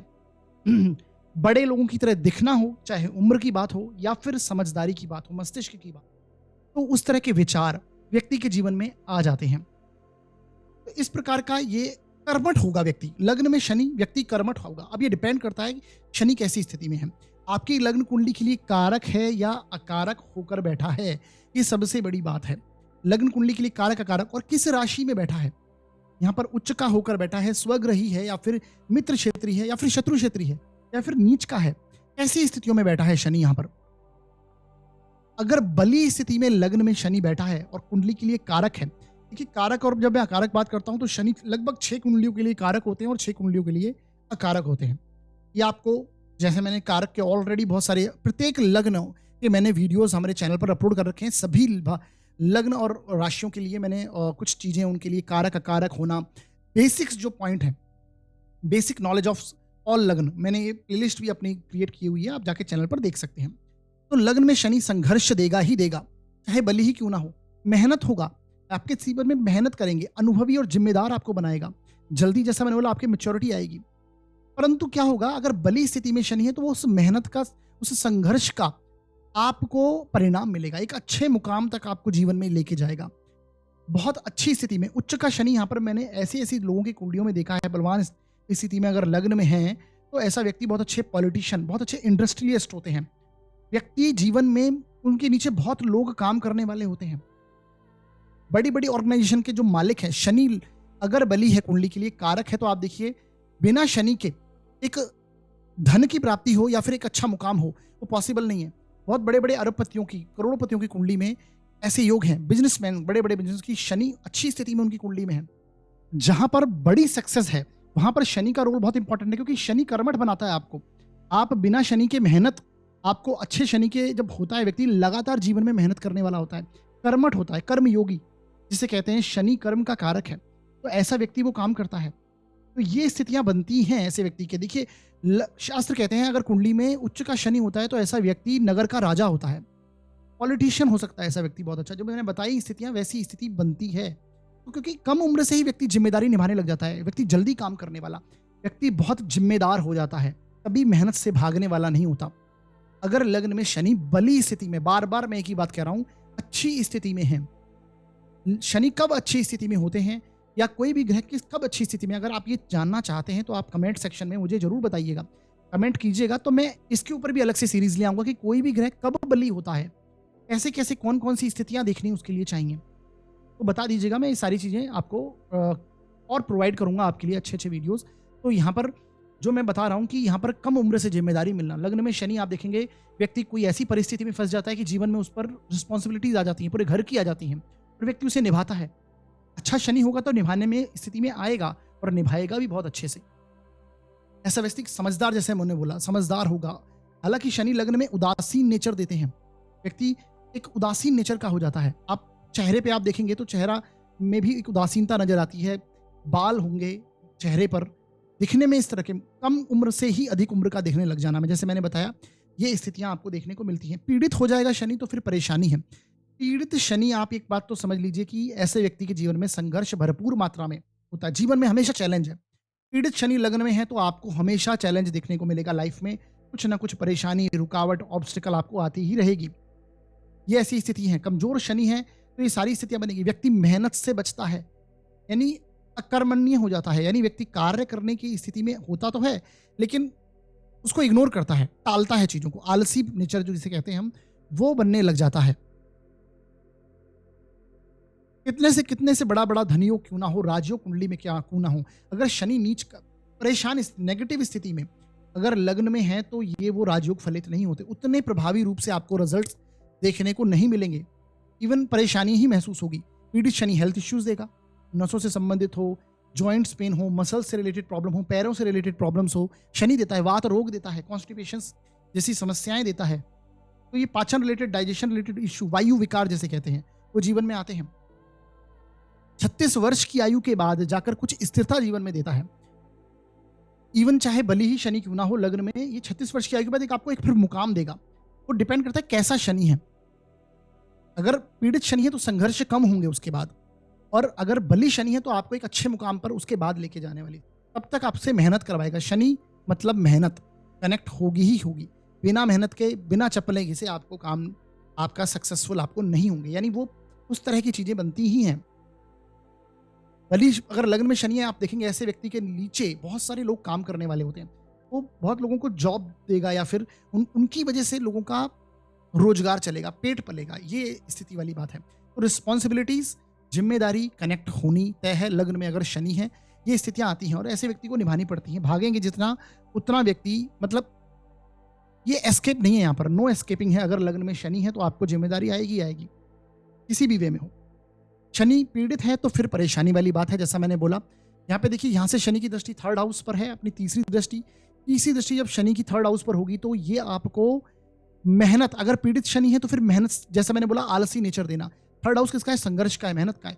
अच्छे शनि है तो यहाँ पर आप उन चीज़ों के प्रति आप विपरीत परिस्थिति में भी साहस नहीं गिराते, आप अपना लगातार मेहनत करते हैं, नई चीज़ें इनिशिएट करते हैं, कुछ ना कुछ योगदान जीवन में अब समाज में ऐसे व्यक्ति दे के जाता है। शनि अगर उच्च का जिनकी कुंडली में है, स्वग रही है, बली स्थिति में है, दशमांश में अच्छी स्थिति में है, तो आप देखेंगे ऐसा व्यक्ति अपने कार्य से कुछ ना कुछ योगदान जीवन में करके जाता है। बहुत बड़े बड़े कार्य करके जाते हैं लोग, तो वैसी स्थिति है। यहाँ पर शनि आपके सातवीं दृष्टि से विवाह स्थान को देखता है, तो जीवन साथी के साथ बहुत अच्छे रिलेशन होते हैं, नेगेटिव इसमें कोई बात नहीं है। हाँ, थोड़े डिले होता है मैरिज में देरी हो सकती है। जीवन पार्टनर जो है आपका, वो उम्र से आपसे बड़ा हो सकता है, बेसिकली जो भी आपका जीवन साथी है, वैसी स्थितियां देखने को मिल सकती हैं। यहाँ से शनि की दृष्टि, जो आपकी 10वीं दृष्टि है, वो आपके दशम भाव पर होगी, यानी कार्य क्षेत्र में बदलाव ऐसा व्यक्ति देखने को मिलते हैं। कुछ ना कुछ व्यक्ति शुरुआत किसी और चीज से करता है, धीरे धीरे चीजों को बदलता है और आगे बहुत एक अच्छे लेवल पर जाता है। तो वो परिवर्तन करना, वो शनि नेचर, बलवान होगा तो पॉजिटिव वे में, और अगर कमजोर है तो फिर वो आपको संघर्ष के रूप में वो चीजें सामने आएंगी, परिवर्तन उसी रूप में सामने आएगा। तो कार्य क्षेत्र में इस स्थितियों को आपको समझना चाहिए। लग्न में शनि ये सारा प्रभाव देते हैं। पीड़ित शनि है तो देखिए, शनि के लिए आपको जरूरतमंदों की मदद करना एक सबसे इंपॉर्टेंट उपाय होता है। ये आप प्रैक्टिकल रेमेडी समझ सकते हैं, अपनी यथाशक्ति के अनुसार, चाहे किसी भी वे में हो, खाने के रूप में हो, या फिर कपड़े आदि दान के रूप में हो, किसी भी बेसिस पर आपको जरूरतमंदों की मदद करनी चाहिए। उन्हें रोजगार प्रोवाइड करवाना हो, आजीविका के रूप में हो, किसी भी रूप में आपको मदद करनी चाहिए। अत्यधिक पीड़ित जैसे शनि है तो आपको छाया दान भी करना चाहिए, आपकी कुंडली के लिए अकारक है। तो फिर आपको छठे के स्वामी होकर लग्न में बैठ जाए तो ऋण कनेक्ट होगा ही होगा। कार्य क्षेत्र से संबंधित परेशानी आनी तय है। अगर आपका छठे, और जॉब में खासकर आपको ऐसे में सेवा के साथ कनेक्ट होना चाहिए। अष्टम स्थान के स्वामी हैं तो जैसा मैंने बोला, शनि लग्न में है, ऑब्स्टेकल रेगुलर बेसिस पर आपको कनेक्ट होंगी, ये आप महसूस करने वाले हैं। इसी प्रकार 12वें का स्वामी होकर लग्न में आ जाएगा तो फिर ये आपको हेल्थ इश्यूज जरूर कनेक्ट करेगा। हेल्थ इश्यूज आपको देखने को मिलते हैं। व्यय, लग्न का व्यय, यानी आपको अत्यधिक मेहनत वाले कार्य जिसमें बहुत फिजिकली आपको मेहनत करनी होती है, उसके चलते आपको इश्यूज आने लगते हैं। 12th हाउस का स्वामी होकर लग्न में। अब देखिए, इनकी जो दोनों राशियां हैं, मकर राशि और कुंभ राशि, वो आसपास ही चलती हैं। अगर मान लीजिए यहाँ पर कुंभ राशि है तो वो लग्न में आ जाएगा तो फिर वो मकर राशि यानी स्वराशि का हो जाएगा, तो फिर अलग प्रभाव है उसके, उस तरह से नहीं लेना है। अगर मान लीजिए यहाँ पर मकर राशि आती है, या सॉरी यहाँ पर कुंभ राशि आती है और मकर राशि आपके 11th हाउस में आएगी, यहाँ पर मकर राशि है तो आपके 11th हाउस, फर्स्ट हाउस में आपके कुंभ राशि आएगी। तो इस प्रकार से आपको देख लेना है कि कौन से उस स्थान के भी परिणाम वो करेगा, तो ये आपको समझना चाहिए। 4th हाउस का स्वामी होकर लग्न में तो ऐसा व्यक्ति को जनता से प्यार मिलता है, कुंडली के लिए कारक है, तो ये सारी स्थिति देखने को मिलेंगी। पीड़ित के लिए मैंने आपको बताया, जरूरतमंदों की मदद करनी है और शनिवार के दिन संध्या काल में हनुमान चालीसा की आराधना आप कर सकते हैं, ये आपको अच्छी स्थिति देखने को मिलेगी। आगे बढ़ते हैं और बात करते हैं अगले ग्रह के बारे में, जो है राहु। अगर लग्न में बैठे हो तो कैसा प्रभाव देंगे। देखिए, राहु अगर लग्न में है, जैसा मैंने बोला, ये स्थान ही आपका लग्न है, आपका मस्तिष्क है, आपकी विचारधारा है। तो यहाँ पर जब राहु आते हैं तो ये अगर अच्छी स्थिति में है, किसी शुभ ग्रह से दृष्ट हैं और कुंडली में कुछ अच्छी राशियों में, कुछ अच्छे नक्षत्र में, जो कि मैंने पहले भी एक बार राहु का वीडियो बनाया है, आने वाले समय में भी राहु का एक जिसके ऊपर पूरा एक डिटेल वीडियो राहु के ऊपर मैं लेके आऊँगा, जिसमें काफ़ी कुछ चीज़ें राहु के बारे में आपको मैं आगे आने वाले समय में देने वाला हूँ। तो ये राहु अगर आपकी कुंडली में अच्छी राशियों में है, मिथुन में है, कन्या में है, इवन आपके मकर हैं, कुंभ राशि में हैं, नक्षत्र वाइज पॉजिटिव हैं, ऐसे नक्षत्रों में हैं जो कि इनके लिए पॉजिटिव हैं, गुरु का प्रभाव में है, शुभ ग्रहों की दृष्टि इन पर है, तो फिर एक पॉजिटिव हो जाते हैं। जिस राशि में बैठे उसका स्वामी कैसी स्थिति में है ये देखना इंपॉर्टेंट है। तो लग्न में अगर राहु हैं तो सबसे पहले समझिए ये आपको रहस्यमय बना देंगे। ऐसा व्यक्ति रहस्यमय, उसे पहचानना, उसे पढ़ना बहुत टिपिकल है। ऐसे व्यक्ति का जो स्वभाव है उसे आप ऑब्जर्व करना बहुत टिपिकल है। ये सामने वाले को बहुत जल्दी ऑब्जर्व करेगा। लग्न में राहु आपको चालाक और चतुर बनाता है। अपना काम निकालने में आप बहुत सक्षम हो जाता है ऐसा व्यक्ति। स्वार्थी नेचर कह सकते हैं, तेज दिमाग देता है, मस्तिष्क बहुत प्रभावी हो जाता है ऐसे व्यक्ति का। यानी तेज दिमाग कह सकते हैं, तीव्र बुद्धि, लेकिन अत्यधिक सोचने वाला हो जाएगा। ओवर थिंकिंग होगी, नेगेटिव वे में इस प्रकार से असर देगा कि व्यक्ति ओवर थिंकिंग करता है, अत्यधिक ओवर थिंकिंग करने वाला होगा। सांसारिक जीवन के प्रति, सुखों के प्रति आपको एक अंधी दौड़ लगवाएगा। ये राहु लग्न में ये सारी स्थितियां देता है। लगातार रूप से आप संसारिक सुखों के प्रति भागते, मोह, इल्यूजन के प्रति आपके जीवन में एक पर्टिकुलर कुछ माया जाल देता है बेसिकली। तो वैसी स्थिति बन जाती है, चाहे आपका धन हो या आपका सुख सुविधाएं जीवन में हो या फिर आपके लाभ की स्थिति को लेकर हो, कैसे आपको वो मिले उसके प्रति आप प्लानिंग प्लॉटिंग करते हैं, उसकी चीजें भागते हैं, शॉर्टकट से सफलता हासिल करना। ये सारी स्थितियां राहु लग्न में बैठकर आपको देने की कोशिश करता है। व्यक्ति चाहता है मैं आकस्मिक रूप से सक्सेस को प्राप्त कर लूं। ये वो स्थितियां, चाहे वो आप लॉटरी हो या फिर शेयर मार्केट के थ्रू हो, ऐसे इन्वेस्टमेंट हो जहां पर आपको लाभ हो, या फिर नेगेटिव वे में अगर राहु पीड़ित है तो यहां पर नेगेटिव बना देता है। व्यक्ति कुछ भी साम दाम दंड भेद यानी नेगेटिव कार्यों से भी धन अर्जित करने का सोचेगा, या फिर कैसे भी सक्सेस हासिल करने का सोचेगा, ऊपर तक जाने की सोचेगा। पीड़ित हो जाएगा तो ये फिर आपको इल्यूजन क्रिएट करवाना, आपको समझ में आएगा कि मैं किसी और ही रास्ते पर जा रहा हूं, फिर बाद में आप पीछे आते हैं। जब दशाएं अच्छी आने लगती हैं आपकी लाइफ में, तब आप उन चीजों को छोड़कर वापस आते हैं, स्थायी होते हैं। स्टेबिलिटी तब आपको जीवन में मिलती है कि हाँ मैं तो गलत कार्य कर रहा था। तो वैसी स्थिति बन जाती है। व्यक्ति नशे आदि की लत हो, सट्टे आदि हो, कहीं से भी वो स्थिति नेगेटिव वे में यहाँ पर बन जाती है। राहु नेगेटिव कार्य कराकर भी वो स्थितियां देता है। जैसे मैंने बोला, साम दाम दंड भेद कर कर अपना कार्य निकलवाना, ये लग्न का राहु की प्रवृत्ति है। ऐसा नहीं कि लग्न में राहु अच्छा प्रभाव नहीं करता। मैंने बहुत अच्छी अच्छी कुंडलियों में ऐसे लोग हैं जिनकी कुंडलियां, अब देखिए राज कपूर की कुंडली में राहु चंद्र, जो कि बहुत अच्छा, जिन्होंने जिनकी पूरा एम्पायर जिनके एक तरह से चल रहा है, वो कपूर खानदान, उनके जो राज कपूर जी थे, उनके राहु चंद्र का योग लग्न में था। तो वो स्थितियां हैं। राहु चंद्र में आपको अट्रैक्टिव पर्सनैलिटी देगा। लग्न में अगर राहु है तो आप दिखने में आप बहुत अट्रैक्टिव होंगे। आपका संसारिक सुख के प्रति एक बहुत बड़ा एक खिंचाव होगा। वो स्थितियां यहां पर आपको देखने को मिलने वाली हैं। अब ये राहु की इस स्थिति में, आप देखिए राहु अगर लग्न में है तो केतु आपके 7th हाउस में होंगे। केतु 7th हाउस में होंगे तो ये वैवाहिक जीवन में परेशानी डेफिनेटली आने वाली है। वो किसी और पर्सन के आने के कारण हो आपके जीवन में, या फिर आपका गलत कार्यों में जाने के कारण हो, आप अपने लाइफ में संतुष्ट नहीं हो, अपने जीवन साथी से संतुष्ट नहीं हो पाते, अपनी चीजों को छोड़कर दूसरे पे इंटरेस्ट होना। मतलब आप समझ पा रहे होंगे मैं कहां तक जा रहा हूं। राहु यहां से पंचम दृष्टि आपके 5th हाउस पर देगा तो बुद्धि को तीव्र बनाएगा, इसमें कोई दो राय नहीं। नॉलेज के मामलों में, एजुकेशन के मामलों में परेशानी जरूर देगा, लेकिन होगी। एजुकेशन में मैंने ऐसी कोई प्रॉब्लम देखी नहीं है, मेजर इश्यूज नहीं देखने को मिलते हैं, परंतु फिर भी कुछ ना कुछ इल्यूजन क्रिएट करता है। गलत, हम किसी और की शिक्षा ले रहे हैं लेकिन हम गलत उसमें चले जाते हैं, स्ट्रीम में चले जाते हैं, वहां पर हमें परेशानी आती है। राहु यहां से, जैसा मैंने बोला, आपके 9वीं दृष्टि आपके 9th हाउस के देंगे तो भाग्य में संघर्ष, परेशानी, पीड़ित हो जाएंगे, तो सारी स्थितियां देखने को मिलेंगी। अब देखिए ये सारे प्रभाव हैं। वैवाहिक जीवन में परेशानी देगा तो आपको इस प्रकार से समझना चाहिए। बाकी नवांश में कुंडली को देखिए, नवांश में स्थितियों को देखिए, तो ये सारी स्थितियां आपको वहां पर भी देखनी है। बाकी कुंडलियों में भी देखिए राहु किस राशि में है, ये भी बहुत इंपॉर्टेंट है, किस नक्षत्र में है। अब आगे बढ़ते हैं। राहु के लिए क्या, देखिए विष्णु सहस्त्र नाम राहु के लिए बहुत उत्तम उपाय है, और हनुमान जी की आराधना करना, ये दोनों ही एक बलवान उपाय है राहु को सही करने के लिए। अमावस्या के दिन प्रबल रूप से आपको विष्णु सहस्त्र नाम करना चाहिए, और नारियल का दान, ये एक स्थिति है जो कि राहु को थोड़ा उनके प्रभावों को कम करने वाली स्थिति बनती है। तो साथियों आगे बढ़ते हैं और बात करेंगे हम अगले ग्रह जो कि केतु हैं। केतु अगर कुंडली के 1st हाउस में बैठे हुए हों, लग्न में बैठे हुए हैं, तो ये कैसा प्रभाव देंगे। देखिए केतु जब लग्न में होते हैं तो पहली बात समझिए कि आपकी इंट्यूशन को बहुत, अगर अच्छी स्थिति में बैठे हैं तो ये केतु आपको बहुत ऊंचाइयों तक लेके जाते हैं। केतु इंट्यूशन पावर आपको देते हैं, अच्छी स्थिति का केतु। अब यहाँ कर अच्छी स्थिति का मतलब है राशि देखिए, नक्षत्र देखिए, जैसा कि मैंने राहु के लिए बताया, वो सारी स्थितियां आपको इनके लिए भी देखनी है।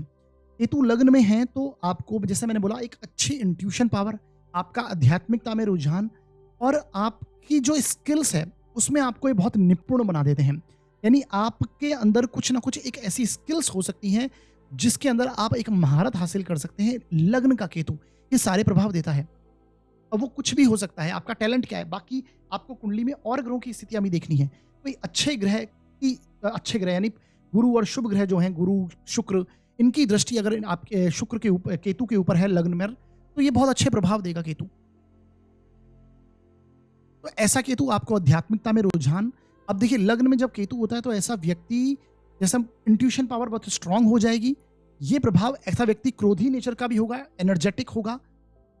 मंगल कुजवत की हर तरह कहा गया, तो जो मंगल के प्रभाव लिए हुए होगा ऐसा व्यक्ति, केतु की तरह, मंगल की तरह चलता है केतु, तो उसकी तरह प्रभाव होंगे। आप एनर्जेटिक होंगे, क्रोधी भी होंगे। अब ये डिपेंड करेगा कैसी स्थिति में केतु हैं। एंगर इश्यूज भी आपके साथ होंगे, परंतु इंट्यूशन पावर होगी और आप आध्यात्मिक होंगे। चीजों को सहजता से करना ये आपको आता होगा। आपको अगर गाइडेंस दी जाए, मार्गदर्शन दिया जाए, तो ऐसा व्यक्ति बहुत अच्छा कार्य करता है केतु लग्न में, क्योंकि केतु के पास अपना सर नहीं है। तो ऐसे में ऐसा व्यक्ति, इंस्ट्रक्शन उसको मिलते हैं तो बहुत अच्छा कार्य करता है। अगर कुंडली में गुरु बहुत बलवान है तो ऐसा व्यक्ति बहुत अच्छा एडवाइजर हो सकता है, स्पिरिचुअलिटी के अंदर बहुत अच्छी ग्रोथ कर सकता है। अगर गुरु कुंडली में बहुत अच्छे हैं और गुरु कुंडली के लिए कारक हैं, तो ये वो स्थितियां देखने को आपको मिलने वाली हैं केतु लग्न में।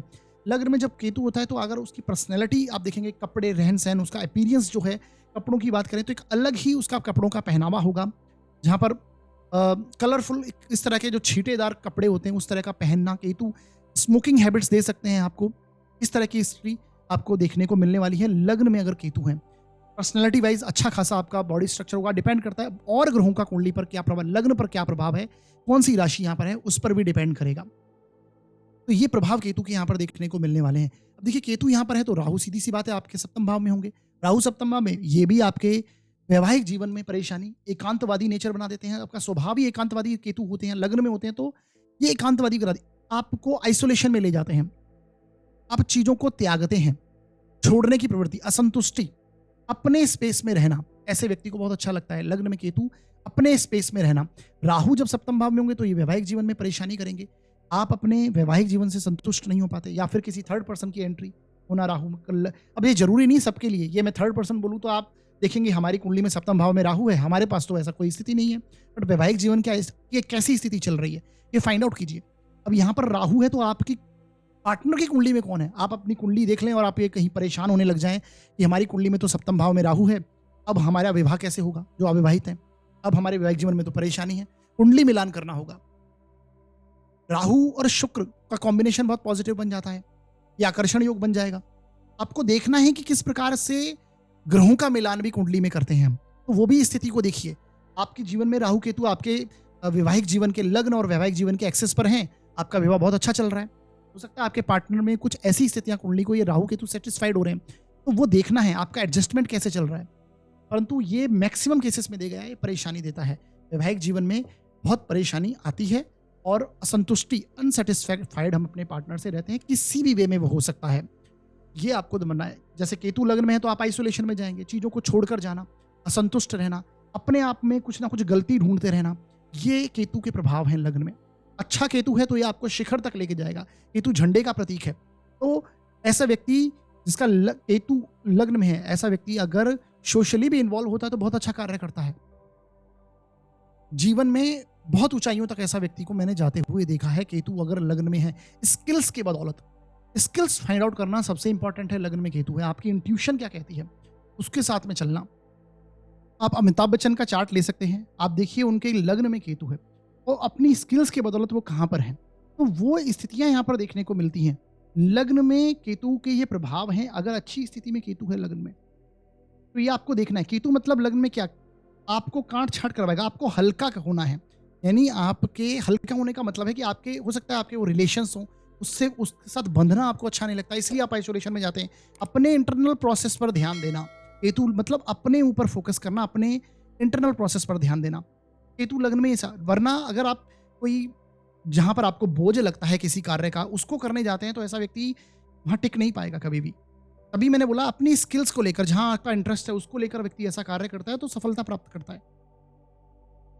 जो चीज आप पर थोपी जाए वो ऐसा व्यक्ति नहीं कर सकता, वो उससे मेहनत होगी ही नहीं, वो छोड़ के चीजों को भागने वाली स्थिति केतु देगा यहाँ पर। राहु क्या है? राहु क्रिएट करवाता है कि आप कैसे भी चीज़ों को करें, प्राप्त करें, पकड़े की चीज़ों को, और केतु छुड़वाता है चीज़ों को। राहु लग्न में तो आप एक साम दाम दंड भेद से काम करना, फेक चीज़ें करना या फिर किसी भी वे में काम करना, वो राहु मतलब क्या है कि कैसे भी कार्य हो, अपनी बुद्धि या अपना काम किसी चालाकी से करवाना, तो वो से ऐसी स्थिति। केतु यहाँ पर ऐसी स्थिति नहीं देता, जो कि आप समझ पा रहे होंगे। तो ये प्रभाव है केतु के लग्न में। केतु पीड़ित हैं तो आपको इस ऐसे में एक तो देखिए स्ट्रीट डॉग को फीड करना आपको इस समय में चाहिए। अगर केतु आपके पीड़ित हैं लग्न में तो स्ट्रीट डॉग को फीड करते रहिए। राहु अगर पीड़ित हैं लग्न में तो उसके लिए मैंने बता ही दिया कि आपको मछलियों को भी दान देना है, और केतु के लिए आपको स्ट्रीट डॉग को फीड करना है।